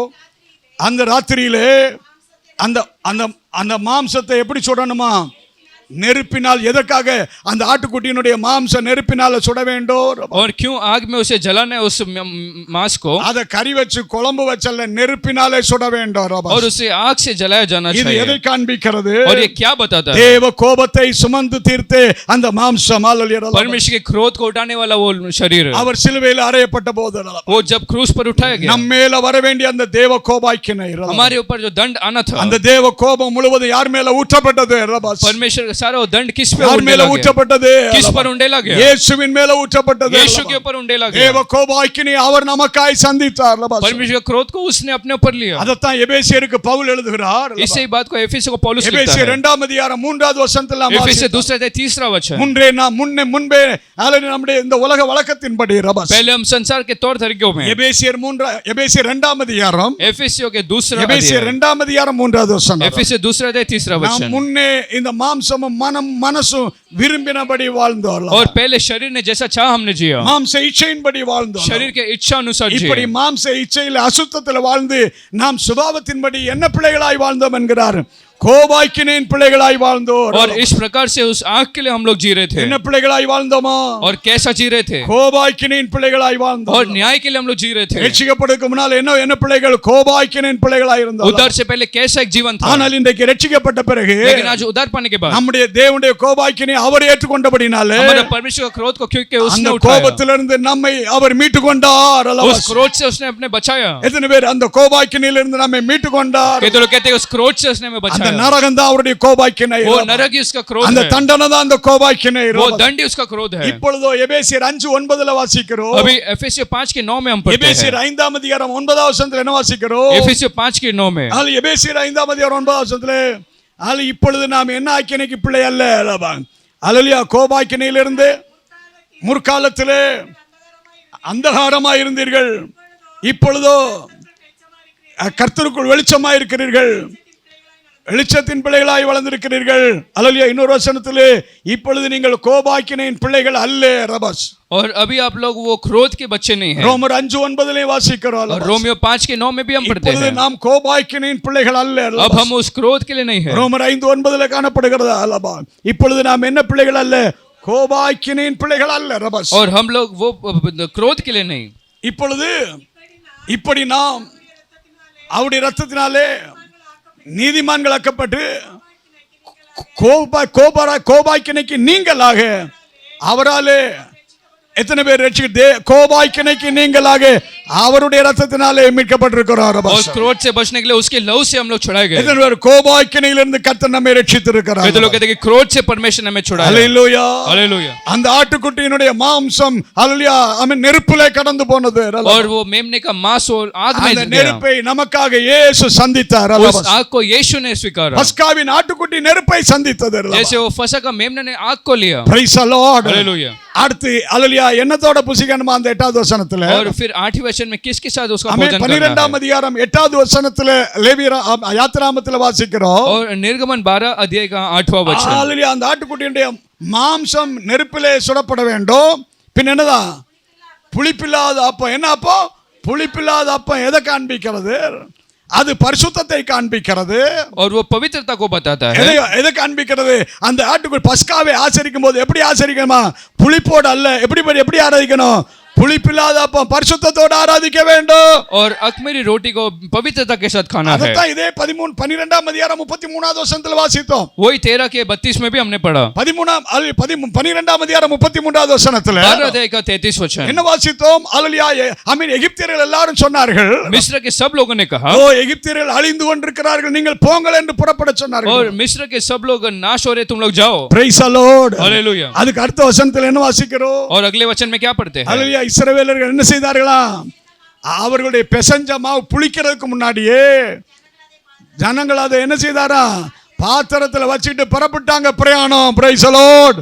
और वो गूंदे हुए आटे को वो लोग लेकर चले எத்தனை गए. பேர் புளிக்கிறதுக்கு நேரம் இல்லை, அவர்கள் புறப்பட்டார்கள் கானானை நோக்கி. और ஆமென். कमीर बनने के लिए टाइम नहीं, और वो लोग सब लोग कनान की ओर चले गए. புளிப்பில்லாத அப்பத்தோடு 7 நாட்கள் கர்த்தரை தொடர்ந்து ஆராதித்துக் கொண்டிருந்தார்கள். और बिना कमीर के वो लोग वहां पर 7 दिन आराधना இந்த किए. புளிப்புள்ள மாவு எதை காண்பிக்கிறது? அசுத்தத்தை காண்பிக்கிறது, பாவத்தை वो காண்பிக்கிறது. कमीर का 8वां जो आटा वो एक पाप को बताता சொல்லுங்க है. இயேசுவே. कहो ஹalleluya. कि यीशु, ஒரு புளிப்பில்லாத அப்பத்தோடு ஆராதிக்க என்ன கிருபை செய்தீரே நன்றி. बिना कमीर का आटा का तेरी आराधना करने के लिए मदद किया, धन्यवाद. ஆசரிக்க கிருபை செய்திருக்கிறே நன்றி. तेरी आराधना करने को मदद किया, धन्यवाद. ஹalleluya. हालेलुया. புளிப்பில்லாத மாவு பரிசுத்தத்தை और காண்பிக்கிறது. ऐसा एक आटा पवित्रता को बताता பஸ்காவை है. ஆசரிக்க ஒரு பரிசுத்தம் தேவை. फसह को मनाने के लिए एक पवित्रता चाहिए. அதுக்கு அடுத்து என்ன வாசிக்கிறோம்? 12:8 उसके बाद 12 के 8 में, கசப்பான கீரையோடு அந்த பஸ்காவை ஆசரிக்க வேண்டும். और कड़वापन के साथ उसे खाना है. இந்த கசப்பான கீரை எதை காண்பிக்கிறது? और जो कड़वा सागपत है वो அவர் क्या है? எகிப்திலே இருந்த அடிமைத்தனத்தை காண்பிக்கிறது. वो जो मिस्र का बंधुआई को बताता நீ है. எங்கே இருந்தாய்? நீ அடிமைத்தனத்திலே கிடந்தாய். और तुम लोग बंधुआई में थे. இந்த பஸ்காவின் ஆட்டுக்குட்டி உன்னை அந்த கசப்பான அடிமைத்தனத்திலிருந்து உன்னை வீட்டு கொண்டது. और जो फसह का मेमना तेरा कड़वापन वो बंधुआई में से निकाला. அல்லேலூயா. हालेलुया. அந்த பார்வோன் இஸ்ரவேலுடைய வாழ்க்கையை எப்படி ஆக்கிட்டான் பார்க்கிறோம். கசப்பாக்கிட்டான். उस फिरौन ने इस्राएल का जीवन को कड़वा बनाकर रख दिया. அப்படிப்பட்ட அந்த கசப்பை அல்லேலூயா மாற்றும்படியாய் பஸ்கா நமக்கு பலியாய் இருக்கிறது என்று அல்லேலூயா ஆராதிக்க சொல்லுகிறார். और इस அல்லேலூயா. प्रकार से कड़वाहट को निकाला, इसलिए उसकी आराधना करने को कहता है. அடுத்து என்ன கால்ல என்ன போட்டிருக்கணுமா? அல்லவா. और उसके बाद पैर में क्या रखना 8வது चाहिए? வசனத்துல கால்ல என்ன போட்டிருக்கணும்? और पैर में क्या चाहिए? கால்ல என்ன போட்டிருக்கணுமா? பாதரட்சையை போட்டுட்டு என்ன செய்யணுமா? அல்லேலூயா பஸ்காவை புசிக்கணும். और पैर में चप्पल को रख के उसकी आराधना करना. அல்லேலூயா 11வது வசனமா என்ன போட்டுக்கிறணுமா? பாதரட்சை அணிந்து கொள்ள और வேண்டும். जूतों को पहनकर पाँव में आराधना करना எதற்காக है. இந்த பாதரட்சை காண்பிக்கிறது? और ये जूता क्या बताता है? அதுக்காக பாதரட்சை இன்னைக்கு அணிகிறது. இன்னைக்கு அணியதுக்கு அல்ல, அன்னைக்கு எதுக்கு அணிய சொல்றாரு? और उस दिन विशेष क्यों जूता पहनने அந்த को कहा? ராத்திரியிலே அவர்கள் புறப்பட்டு எங்க போக வேண்டும்? उस रात को उन्हें कहाँ जाना था? அல்லேலூயா. நீ இனி எகிப்துக்கு சொந்தக்காரன் அல்ல. अभी तुम लोग मिस्र के नहीं हो. எகிப்து உன் தேசம் அல்ல. अभी तुम्हारा देश मिस्र உன் नहीं है. பாதரட்சையை தொடுத்துக்கொள். तेरा जूता को पहन ले. பாதரட்சையை தொடுத்துக்கொள். जूतों को पहन ले. நீ கானானுக்கு சொந்தக்காரன் तू அல்லவா. कानान का உன்னுடைய பிரயாணத்தை நீ ஆரம்பி. அல்லேலூயா. तेरा यात्रा को शुरू உன்னுடைய कर. கால்கள்ல பாதரட்சையை தொடுத்துக்கொள். तेरे அல்லவா. पाँव में जूता நீ बांध ले ஆயத்தமாக வேண்டும். और அல்லவா. तैयार हो जा. எத்தனை பேர் என் பிரயாணம் ஆரம்பமாகி விட்டது? அல்லவா. कहते कि मेरा यात्रा शुरू பரலோக हो गया. பிரயாணம் ஆரம்பமானதுன்னு சொல்ற பிள்ளைகள் கரங்களை தட்டி கர்த்தரை स्वर्ग का மகிமைப்படுத்துங்க. यात्रा शुरू हो गया. ஹalleluya. ஹalleluya. हालेलुया. பரம கானானுக்கு நீ பிரயாணத்தை ஆரம்பித்து விட்டாய். और स्वर्ग का यात्रा शुरू Praise किया. the Lord. प्रभु की स्तुति हो. இடுப்பிலே கச்சையை கட்டிக்கொள்ள வேண்டும். ரபா. और कमर में बांध அந்த दो. கச்சை எதை காண்பிக்கிறது? वो क्या बताता है? ஆயத்தத்தை वो காண்பிக்கிறது. तैयारी को बताता है. ஆராதனை என்று சொன்னால் ரபா. आराधना कर நீ कहेंगे तो பஸ்காவை ஆசரிக்க வேண்டும் अगर என்றால் फसह को मनाना ஒரு है, ஆயத்தத்தோடு ஆசரிக்க வேண்டும். एक तैयारी के साथ करना நீ है. பரலோகத்துக்கு போக வேண்டும் என்றால் अगर स्वर्ग भी जाना है அதுக்கும் तो ஆயத்தப்பட வேண்டும். तैयार होना चाहिए. சும்மா நீ போக முடியாது. सिर्फ ऐसे ही जा नहीं सकते हैं. ஹalleluya. हालेलुया. ஹalleluya. हालेलुया. எத்தனை பேர் ஆயத்தப்படுகிறேன்னு लोग कहते हैं कि சொல்றீங்க? मैं तैयार होऊंगा. ஆமே. எத்தனை பேர் இன்றைக்கு இந்த பஸ்காவை ஆசரிக்க திருவிருந்து ஆராதனையில ஆயத்தத்தோட வந்திருக்கணும்? எத்தனை कहते பேர் लोग कहते हैं कि आज प्रभु भोज के लिए मैं तैयारी के साथ आया हूँ. கரங்களை உயர்த்தி ஆயத்தத்தோட வந்தவங்க क्या आप சொல்லுங்க. कहेंगे हाथ उठा के मैं तैयारी के साथ आया हूँ? ஆயத்தத்தோடு கடந்து வந்த பிள்ளைகள் அல்லேலூயா சொல்லுவாங்க. तैयारी के साथ आए बच्चे हालेलुया कह सकते हालेलुया. हैं. हालेलुया. ஆயத்தம்னா இன்னைக்கு அதிகாலையிலே நீங்க எந்திரிச்சிருப்பீங்க. अगर तैयारी करना है तो सुबह ही शायद उठ கொஞ்ச जाते நேரம் थे. ஜெபம் பண்ணி ஆண்டவரே என்னை கழுவும் பரிசுத்தப்படுத்தும் திருவிருந்து ஆராதனைக்கு என்னை और தகுதிப்படுத்தும். थोड़ा देर प्रार्थना करते थे कि प्रभु मुझे प्रभु भोज के लिए शुद्ध कर. கொஞ்ச நேரம் பைபிள் படிச்சு ஜெபம் பண்ணி இருப்பீங்க. थोड़ा देर वचन पढ़ के आप लोग प्रार्थना உங்களை किए நல்லா होंगे ஒப்பு கொடுத்து அழுது ஜெபம் பண்ணி இருப்பீங்க. और समर्पण करके प्रार्थना किए रहेंगे ஆண்டவரே என் குறைகளை மன்னிப்புன்னு ஒப்பு கொடுத்திருப்பீங்க. कि प्रभु मेरे कमियों को माफ कर. ஹalleluya. அப்படி ஒப்பு கொடுத்து ஜெபம் பண்ணி இருப்பீங்க. ऐसे समर्पण के साथ प्रार्थना किए ஆமென். होंगे கஞ்சி கூட குடிக்காம நீங்க வந்திருப்பீங்க. और शायद बिना भोजन के आप आए होंगे. ஹalleluya. हालेलुया. காலையில இருந்து சாப்பிடாம உபவாசம் போட்டு கர்த்தரை ஆயத்தத்தோடு ஆராதிக்க கிருபை செய்கிறார். और प्रभु बिना भोजन का उपवास के साथ उसकी आराधना के लिए मदद करता है. हालेलुया. हालेलुया. ஹalleluya. हालेलुया. ஒருவேளை நீங்க மாத்திரை எடுத்துக்கிட்டு இருந்த ஆண்டு கொஞ்சம் உங்களை ஒண்ணுமே சொல்ல மாட்டாரு. और शायद दवाइयों को लेते रहेंगे तो शायद आप लोग को कहेंगे नहीं। பலவீனங்களை கர்த்தர் அறிஞ்சிருக்கிறார். लेकिन कमजोरी को प्रभु जानते हैं। ஹalleluya ரப்பா. हालेलुया। ஆமென். 24 மாத்திரை நீ போடணும். ஹalleluya. அதனால நீ ஹalleluya ஆமென் உபவாசம் போட்டுட்டு வான்னு சொல்லல. ஹalleluya ரப்பா. और 24 दवाइयों को लेना है इसलिए उपवास के साथ आना ऐसा नहीं कहा, அவருக்கு தெரியும் நீ மயங்கி விழுந்துருவேன்னு. क्योंकि प्रभु जानते शायद तू बेहोश अगर गिर இது जाएगा உனக்கு வேண்டாம் நீ அட்ஜஸ்ட் பண்ணிக்கங்கறால. और तुझे नहीं चाहिए तो खा ले। ஆனா சரீரம் எல்லாம் அட்டகட்டவா இருந்துட்டு நீ நல்லா இருந்துக்கிட்டு लेकिन शरीर अगर अच्छा हो फिर भी ஆராதனைக்கு வர்றதுக்கு முன்னாடி அந்த ஹோட்டல்ல ரெண்டு இந்த ஹோட்டல்ல ரெண்டு தின்னுட்டு நீ வந்தனா और आराधना में आने से पहले 2-3 होटल घूमकर खाकर आएगा तो ஆண்டவருக்கு ரொம்ப வருத்தமா இருக்கும். प्रभु शायद बहुत दुखी हो जाएंगे। ஆண்டவருக்கு ரொம்ப வருத்தமா இருக்கும். प्रभु को बहुत दुखी हो நீ जाएगा। ஒரு ஆயத்தத்தோட வர வேண்டும். तुझे एक तैयारी के साथ आना है இன்னை விட்டு இன்னை போட்டோம். और आज का दिन छोड़ दो। அடுத்த மாசத்துல இருந்தா ஆயத்தத்தோட வர பாருங்க. कम से कम अगले महीने से एक तैयारी के साथ आओ। முடிஞ்சா நீ உபவாசத்தோட ஆராதிக்காத ஆசீர்வாதமா हो இருக்கும். सके तो उपवास के साथ उसके आराधना கரத்தை करो। உயர்த்தி சொல்ல ஆயத்தத்தோட ஆராதிப்பேன். हाथ लगाओ कि मैं तैयारी के साथ करूंगा, ஆயத்தத்தோட ஆராதிப்பேன். तैयारी के साथ आराधना करूंगा। பிற என்னது கையில வச்சுக்கறணுமா? फिर हाथ में क्या रखना 11வது चाहिए? வசனத்துல என்ன கையில வச்சுக்கறனோ? 11 वचन में हाथ में क्या चाहिए? 8வது வசனம் ஆமே 11வது வசனங்கள கையில ஒரு தடி வச்சுக்கறனோ. और हाथ में एक लाठी को रख। அது எதை காண்பிக்கிறது? वो क्या बताता है? அல்ல நீ எகிப்துக்குரியவன் அல்ல, ये तू मिस्र का नहीं, இனி நீ பூமியிலே பரதேசியாய் காணப்படுகிறாய். ये अभी पृथ्वी पर तो सिर्फ एक यात्रा करने எத்தனை वाला பேர் கையில जैसा है। கம்பு இருந்தா போதும். ये लोग कहते हैं हाथ में एक लाठी रखा तो काफी அல்லேலூயா है। हालेलुया அல்லேலூயா हालेलुया அல்லேலூயா. हालेलुया। எத்தனை பேர் ஒரு கம்போட தான் போணும். और कितने लोग कहते हैं अभी लाठी के साथ ही मैं जाऊंगा, அல்லேலூயா. காரணம் பூமியில ஒரு பரதேசி தான் அரபா. क्योंकि पृथ्वी पर सिर्फ एक यात्रा करने என்னைக்கு நீ जैसा। ஆண்டவருடைய பிள்ளை ஆயிட்டியோ, जब तू परमेश्वर का संतान बन गया ஆண்டவருடைய பிள்ளை அன்னைக்கு ஆயிடுச்சு இந்த உணர்வு வரணும். तो ये एक महसूस आना நான் चाहिए பூமியில பெரிய ஒரு ஆளுன்னு நினைக்க வேண்டாம். कि मैं पृथ्वी में एक बड़ा व्यक्ति ऐसा நான் नहीं பூமியில सोचना। அல்லையா ஒரு பரதேசி ஒண்ணுமில்லாத ஒரு பரதேசின்னு தான் நினைச்சுக்கிறேன். मैं पृथ्वी में एक परदेशी जैसा कुछ समय का हूं। தாவீது ராஜா கூட சொல்றார் அல்லவா, दाऊद राजा भी कहता நான் है பரதேசியா இருக்கிறேன் அல்லவா. मैं एक परदेशी के समान அல்லேலூயா. हूं। நீங்க 1 பேதுரு 1வது அதிகாரத்துல 1வது வசனம் எழுதினால் पहला पत्रस पहला अध्याय पहला वचन में ஆமென். அப்போஸ்தலனாகிய பேதுரு 1ஆம் அதிகாரம் 1வது வசனத்தில் எழுதுகிறார் அல்லவா. प्रेरित पत्रस कहता पहला अध्याय पहला वचन में விசுவாசிகளை பார்த்து சொல்ற நான் யாருக்கு எழுதுகிறேன் என்கிறார்? பரதேசிகளுக்கு எழுதுகிறேன் ரபாஸ். और परदेशियों को मैं लिखता हूं பரதேசிகளுக்கு எழுதுகிறேன் என்கிறார். और ऐसा यात्रा करने वाले जैसे எத்தனை பேர் நான் பூமியிலே பரதேசி ये ரபாஸ்? लोग कहते हैं कि मैं कुछ समय के लिए इस கையை पृथ्वी पर வைத்து हूं, சொல்லுங்க நான் பூமியிலே பரதேசி ரபாஸ். मैं पृथ्वी पर परदेशी जैसा हूं, அல்லேலூயா பரதேசி मैं ரபாஸ். एक परदेशी जैसा हूं। அல்லேலூயா. हालेलुया। பக்கத்துல கையை கொடுத்து ஐயா பரதேசி ரபாஸ். क्या बाजू वाले को कहेंगे हे परदेशी? அல்லேலூயா हालेलुया அல்லேலூயா. हालेलुया। நீ சொல்லு சத்தமா சொல்லு யாரா இருந்தாலும் சரி நீ ஆண்டவர்கள் வந்தாச்சுன்னா ஒரு பரதேசி மாதிரி தான். और अब चाहे कोई भी हो யாராவது परमेश्वर में आए तो परदेशी है। ஒரு பரதேசி மாதிரி தான். हालेलुया। பரதேசின்னு நினைச்சுக்கிறேன். நான் பரதேசினா இந்த உலகத்துக்கு சொந்தக்காரங்க கிடையாது ரபா. और हम परदेशी मतलब इस पृथ्वी के हम नहीं है, இந்த உலகத்துக்கு அல்லலியா மண்ணின் மைந்தர்கள் அல்ல, நாம் இந்த பூமிக்குரியவர்கள் அல்ல ரபா. और हम इस पृथ्वी के नहीं है। அல்லலியா நாம் எல்லாம் மண்ணுக்குரியவர்கள் அல்ல விண்ணுக்குரியவர்கள் ரபா. அல்லேலூயா. हालेलुया। எத்தனை பேர் பூமியிலே நான் பரதேசி அல்லபா. ये लोग कहते हैं कि पृथ्वी के लिए मैं एक என் परदेशी சுய हूं, தேசம் உண்டு ரபா. मेरा खुद का एक देश है, என் சொந்த தேசம் உண்டு मेरा ரபா. खुद का एक देश है, அந்த தேசத்தை நோக்கி நான் வாழ்கிறேன். वो देश की ओर मैं जा रहा ஆமென். हूं, இயேசு வரப்போகிறார். मेरा यीशु आएगा, அவருடைய வருகையை நோக்கி நான் उस வாழ்கிறேன். आगमन की ओर मैं அவர் देखता हूं। இன்றைக்கு வருவார் என்றால் वो अगर आ जाएगा நான் எடுத்துக்கொள்ளப்படுவேன். मैं उठा लिया जाना चाहिए அவரோடு நான் பரதேசில சந்திப்பேன். और उसके साथ स्वर्ग में जाऊंगा, அவரோடு நான் பரலோகத்துல சந்திப்பேன். उससे मैं स्वर्ग में मुलाकात करूंगा। அல்லேலூயா. हालेलुया। அந்த நம்பிக்கை உள்ளவர்கள் எல்லாரும் கரத்தை உயர்த்தி ஒரு தடவை நன்றி சொல்லுங்க. ऐसा आशा में जो लोग हैं हाथ रखा हालेलुया कहो। நன்றி இயேசுவே. धन्यवाद यीशु, நன்றி இயேசுவே. धन्यवाद यीशु। இத்தனை காரியங்களை அவர் செஞ்சிருக்கிறார். इतने कामों को उसने किया, ஆனால் ஒரு வசனத்துல சொல்றார் அல்லவா, लेकिन फिर भी एक वचन में वो நீ कहता है, ரட்சிக்கப்பட்டு ஞானஸ்நானம் எடுத்த பிறகு तूने उद्धार पाके बपतिस्मा जब लिया। 6ஆம் அதிகாரத்திலே எபிரேயர்ல என்ன வாசிக்கிறோம் அல்லவா? इब्रानी 6 अध्याय में 6ஆம் அதிகாரத்திலே வசனத்தை கண்டுபிடிப்போம். அல்லேலூயா. நீ ரட்சிக்கப்பட்ட பிறகு ரபாஸ். और तेरा उद्धार पाने के बाद भी ஒருவன் பாவத்துல வாழ்ந்தா, यदि एक जन पाप में जीता है, ஞானஸ்நானம் எடுத்த பிறகும் பாவத்துல अगर வாழ்ந்தா, बपतिस्मा लेने के बाद भी पाप में जीता ஞானஸ்நானம் है, எடுத்த பிறகு அக்கிரமத்துல வாழ்ந்தா, वो पाप और अधर्म में जीता है, அவர் तो சொல்றாரு वो कहता है இயேசு கிறிஸ்துவின் ரத்தத்தை நீ காலுக்கு கீழே போட்டு என்ன செய்கிறாய்? மிதிக்கிறதுக்கு சமமாய் வாழுகிறாய். और यीशु मसीह के लहू को तो पांव के नीचे दबाता ऐसा है। 6ஆம் அதிகாரத்தில் இருக்கிறது 5ஆம் அதிகாரத்தில் இருக்கிறது எபிரேயர்ல அல்லவா? क्या वो 6 अध्याय में कि 5वां अध्याय में? அல்லேலூயா. கண்டுபிடி வசனத்தை. 6ஆம் அதிகாரம். அல்லேலூயா. என்ன வாசிக்கிறோம்? நீ அல்லேலூயா ஆமென். ஒரு தடவை நீ ரட்சிக்கப்பட்டோம். ஆமென். அல்லேலூயா. நீ ஒரு தடவை நீ ஆண்டவருடைய கிருபைகளை ருசிச்சு பார்த்தோம். 6ஆம் அதிகாரத்திலிருந்து வாசித்து போனால் நீ மறுபடி பாவத்துல வாழ்ந்தால் அல்லேலூயா. और अगर एक बार तूने उद्धार पाके बपतिस्मा में फिर पाप में जिएगा तो 6ஆம் அதிகாரத்துல காணப்படலாம். நீ மறுபடியும் பாவத்துல வாழ்ந்தால் ரபா. अगर फिर तू पाप में जिए तो இயேசுவின் ரத்தத்தை நீ என்ன செய்கிறாய்? ஆமென். 6ஆம் அதிகாரம் 4வது வசனம் வாசிப்போம். ஏனெனில் ஒரு தரம் பிரகாசிக்கப்பட்டோம், ரட்சிக்கப்பட்டு ஞானஸ்நானம் எடுத்து அல்லது ஆவிக்குரிய காரியங்களை நீ ருசி பார்த்துட்டு பரிசுத்த ஆவியை பெற்ற பிறகும் நல்வார்த்தைய பலன்களையும் சத்தியத்தை கேட்டுட்டு எல்லா கிருபைகளை எல்லாம் பெற்றுக்கொண்டோம்.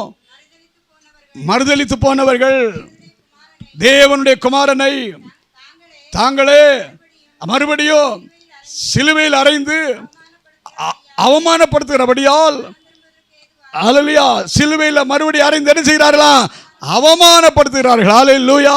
और वो लोग क्रूस पर फिर यीशु को क्रूसिफाई இனி ஒரு करते இடத்துல हैं அவருடைய ரத்தத்தை கால்ல போட்டு மிதிக்கிறதுக்கு சமமாய் வாழுகிறார்கள். और परमेश्वर के लहू को दबाते ऐसा है. எத்தனை பேர் இயேசுவே ஹalleluya உமக்கு மகிமையாய் நான் வாழுவேன் அல்லவா? ये लोग कहते हैं कि परमेश्वर तेरे लिए योग्य உம்முடைய जीवन நாமத்திற்கு जीऊंगा, மகிமையாய் நான் வாழுவேன் அல்லவா? तेरे लिए नाम के महिमा के लिए जीऊंगा, உம்முடைய நாமத்திற்கு நான் மகிமையாய் வாழுவேன். ओके तेरे नाम के महिमा के लिए मैं जीऊंगा. ஹalleluya. हालेलुया. நாம் எழுந்து கர்த்தரை ஸ்தோத்திரிப்போம். खड़े होकर प्रभु को धन्यवाद दें. கர்த்தருடைய சமூகத்தில் கடந்து வந்திருக்கிற தேவ परमेश्वर के उपस्थित में परमेश्वर के लोग, ஆராதனையில கடந்து வந்திருக்கிற தேவ आराधना में परमेश्वर के लोग, ஆமென். ஒவ்வொருவரையும் கர்த்தர் இன்றைக்கு சந்திக்கிறார். हर एक जन को परमेश्वर आज பஸ்காவின் मिलता है. ஆட்டுக்குட்டியை ஆசரிக்கும்படியாய் வந்திருக்கிறார். और फसह के उस मेमना काम आए ஒரு ஆயத்தத்தோடு திருவிருந்திலே கலந்து கொண்டு கடந்து செல்ல வேண்டும். के साथ प्रभु के बोझ में आए, அல்ல ஏதோ வந்தோம் போனோம் என்று அல்ல, सिर्फ आए और गए ऐसा नहीं, வந்தோம் பங்கெடுத்தோம் போனோம் என்று அல்ல, आए भाग लिए और गए ऐसा சில नहीं. நிமிடங்கள் ஒப்பு கொடுக்க வேண்டும் அல்லவா? कुछ मिनट ஆமென். समर्पण करो. இன்றைக்கும் பங்கெடுக்கிறதுக்கு முன்பதாக आज भी भाग लेने से ரெண்டு पहले வார்த்தை வாயை திறந்து அவரோடு பேசுங்க. दो शब्द मुंह खोलकर उसे कहो, இயேசுவே ஹalleluya. இயேசு,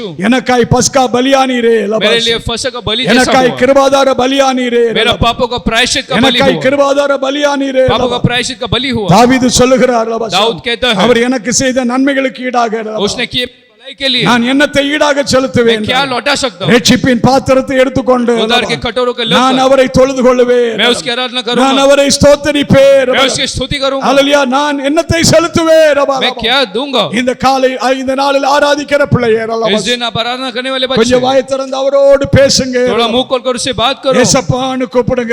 यीशु करके पुकारो, என்னை கழுவும் ஹalleluya. मुझे शुद्ध कर, எனக்காய் ஹalleluya கிருபாதார பலியானீரே, मेरे लिए पापों का प्रायश्चित का बलि हुआ, உம்முடைய விலையேறப்பட்ட ரத்தத்தை சிந்தினீரே, तेरे लहू को बहाया, என் பாவங்களை ஏற்றுக்கொண்டீரே, मेरे पापों को स्वीकारा, என் தண்டனைகளை ஏற்றுக்கொண்டீரே, मेरे दंडों को उठाया, என்னை ரட்சித்தீரே, मुझे उद्धार दिया, என்னை விடுவித்தீரே, मुझे छुटकारा दिया. உமக்கு நன்றி அப்பா. तुझे धन्यवाद प्रभु. கொஞ்சம் வாய் விரிவாய் திறந்து நன்றி थोड़ा சொல்லுங்க. मुंह को छोड़ा खोल कर, கொஞ்சம் வாய் திறந்து சொல்லுங்க நன்றி ஏசப்பா. थोड़ा मुंह खोल कर कहो प्रभु धन्यवाद, எனக்காய் அடிக்கப்பட்டவரே, मेरे लिए मारा गया, எனக்காய் ரத்தம் சிந்தினவரே, मेरे लहू बहाया, எனக்காய் ஜீவனையே தந்தவரே, मेरे लिए जीवन को ही दिया, எனக்காக பஸ்கா பலியானீரே, मेरे लिए फसह का बलि बना, எனக்காய் கிருபாதார பலியானீரே. मेरे लिए पापों का प्रायश्चित का बलि हुआ, நான் மரிக்க வேண்டிய இடத்துல मुझे जिधर मरना था எனக்காய் மரித்தீரே, मेरे लिए मरा, நான் அடிக்கப்பட வேண்டிய இடத்துல मुझे मारा जाना था எனக்காய் அடிக்கப்பட்டீரே, लेकिन तू मारा गया, நான் ரத்தம் சிந்த வேண்டிய இடத்துல मुझे लहू बहाना था எனக்காய் ரத்தம் சிந்தினீரே, लेकिन मेरे लिए लहू बहाया, என்னை மீட்டு கொண்டீரே,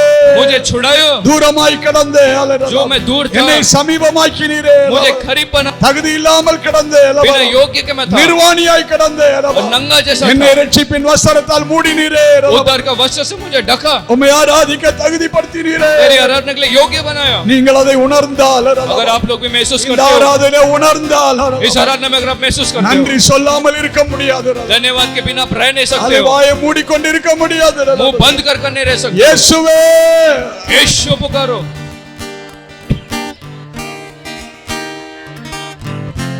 யோவான் 18ஆம் அதிகாரத்தில் ஒரு வசனத்தில் வாசிக்கிறோம். यूहन्ना के 18 अध्याय में एक वचन, யோவான் 18ஆம் அதிகாரம் 39வது வசனத்தில் यूहन्ना வாசிக்கிறோம். 18 अध्याय का 39 वचन, ஒவ்வொரு பஸ்கா பண்டிகை நாளிலே हर एक फसह का दिन में, ஒவ்வொரு பஸ்கா பண்டிகை நாளிலே हर एक फसह के पर्व के दिन, யோவான் 18ஆம் அதிகாரம் 39வது வசனத்தில் यूहन्ना 18 अध्याय का 39 वचन, ஒரு குற்றவாளியை விடுதலையாக்குவார்கள். एक अधर्मी को वो लोग छोड़ाएंगे சிறைச்சாலையில் கிடக்கிற ஒரு குற்றவாளியை விடுதலையாக்குவார்கள். और जेल में रहने वाले को लोग छुड़ा देते हैं. அப்பொழுது ஜனங்களோ பார்த்து பிலாத்து கேட்டான், तब लोगों से देखकर पिलातुस ने அது पूछा, ஒவ்வொரு பஸ்கா பண்டிகை நாளிலே हर एक फसह के दिन में ஒரு மனுஷனை விடுதலை செய்ய வேண்டுமே, एक व्यक्ति को छुड़ाना था, ஒரு குற்றவாளியை விடுதலையாக்க வேண்டுமே அல்லவா? एक गलत किया हुआ व्यक्ति को छुड़ाना நீங்கள் था। யாரை விடுதலையாக்க வேண்டும் என்று आप கேட்கிறீர்கள்? लोग किसे छुड़ाना चाहते हो? அல்லது 18ஆம் அதிகாரம் 40வது வசனத்திலே யோவான்ல வாசிக்கிறோம் அல்லவா? யோனா 18 का 40 वचन, இயேசுவை சிலுவையில் அறையுங்கள் அல்லவா? यीशु को क्रूसित करो, இயேசுவை சிலுவையில் அறையுங்கள். यीशु को क्रूसित करो பரபாசை விடுதலையாக்குங்கள். और बरअब्बास को छोड़ दो, பரபாசை விடுதலையாக்குங்கள். बरअब्बास को छोड़ दो। அந்த பரபாஸ் ஒரு கள்ளனாய் இருந்தான். वो बरअब्बास एक चोर அந்த था। 40வது வசனத்திலே சொல்லப்படுகிறது. 40 वचन में लिखा है பரபாஸ் ஒரு கள்ளனாய் இருந்தான். बरअब्बास एक चोर था। அன்றைக்கு அந்த கள்ளன் விடுதலை பெற்றான் அல்லவா? उस दिन उस चोर ने एक இந்த छुटकारा இயேசு पाया। கிறிஸ்து பஸ்கா பலியானதுனால यीशु मसीह वो फसह का बलि हुआ, கிருபாதார பலியானதுனால पापों का प्रायश्चित का बलि ஓ, हुआ। அந்த பரபாஸ் தண்டிக்கப்பட வேண்டிய இடத்திலே बरअब्बास को मारा जाना था। उस இயேசு கிருபாதார தண்டனையாய் பலியாய் மாறினார் அல்லவா? यीशु ने उस बलि को उठा लिया। ஹalleluya. हालेलुया। அந்த பரபாஸ் வெளியே வந்தார் என்றால் वो बरअब्बास अगर बाहर आ அவன் पाया, இயேசுவை பார்த்து சொல்லி இருப்பான் அல்லவா? वो शायद यीशु को देखकर कहा நான் होगा, தண்டிக்கப்பட வேண்டிய இடத்திலே जहाँ पर मुझे दंड पाना था, இயேசுவே यीशु எனக்காய் நீர் मेरे தண்டிக்கப்பட்டிருக்கிறீர். लिए तूने दंड को उठाया, எனக்கு ஒரு விடுதலை வாங்கி தரும்படியா, मेरे लिए छुटकारा देने के लिए, எனக்கு ஒரு விடுதலை வாங்கி தரும்படியா मुझे छुटकारा देने के लिए, என் தண்டனை நீர் ஏற்றுக்கொண்டீரே. मेरे दंड को तूने उठाया। பரபாஸ் இயேசுவுக்கு நன்றி சொல்லி இருப்பான் அல்லவா? बरअब्बास ने शायद यीशु को धन्यवाद திருவிருந்தில் कहा होगा। ஆராதிக்கிற தேவ பிள்ளையே प्रभु அல்லவா? भोज में आराधना करने वाले நீ बच्चे நன்றி சொல்லாமல் இருக்க முடியுமா? बिना धन्यवाद के क्या आप रह सकते நன்றி हो? சொல்லாமல் ஆராதிக்க முடியுமா? क्या बिना धन्यवाद के आराधना कर सकते வாயை हो? திறந்து நன்றி அப்பா, मुंह खोलकर धन्यवाद प्रभु, நன்றி இயேசுவே. धन्यवाद यीशु। இந்த சத்தம் போதாது தேவ, और जो ये आवाज है वो काफी नहीं, இந்த நன்றி பலியினுடைய சத்தம் போதாது. ये धन्यवाद का बलि कम है। நன்றி பலி செலுத்து அல்லவா? धन्यवाद का बलि நன்றி चढ़ाओ, பலியை செலுத்து அல்லவா? धन्यवाद का बलि चढ़ाओ। பரலோகம் கேட்கட்டும் அல்லவா? स्वर्ग को सुनने दो, பரலோகம் கேட்கட்டும் உங்களுடைய நன்றி பலியே அல்லவா? स्वर्ग को आपका बलि सुनने दो। வாயை திறந்து சத்தத்தை உயர்த்தி मुंह खोलकर आवाज उठाकर, ஓடி வதுடவ ஷல்படபலபரி இல்மனபதுரிபி கபதுடலபசியா. ஹalleluya. Yes, yes, yes. Yes, Lord. Yes, Lord. Amen. Bilabaribi almanabadal igadara baudaralabashamma lemaduda kadagandala bauralabasi.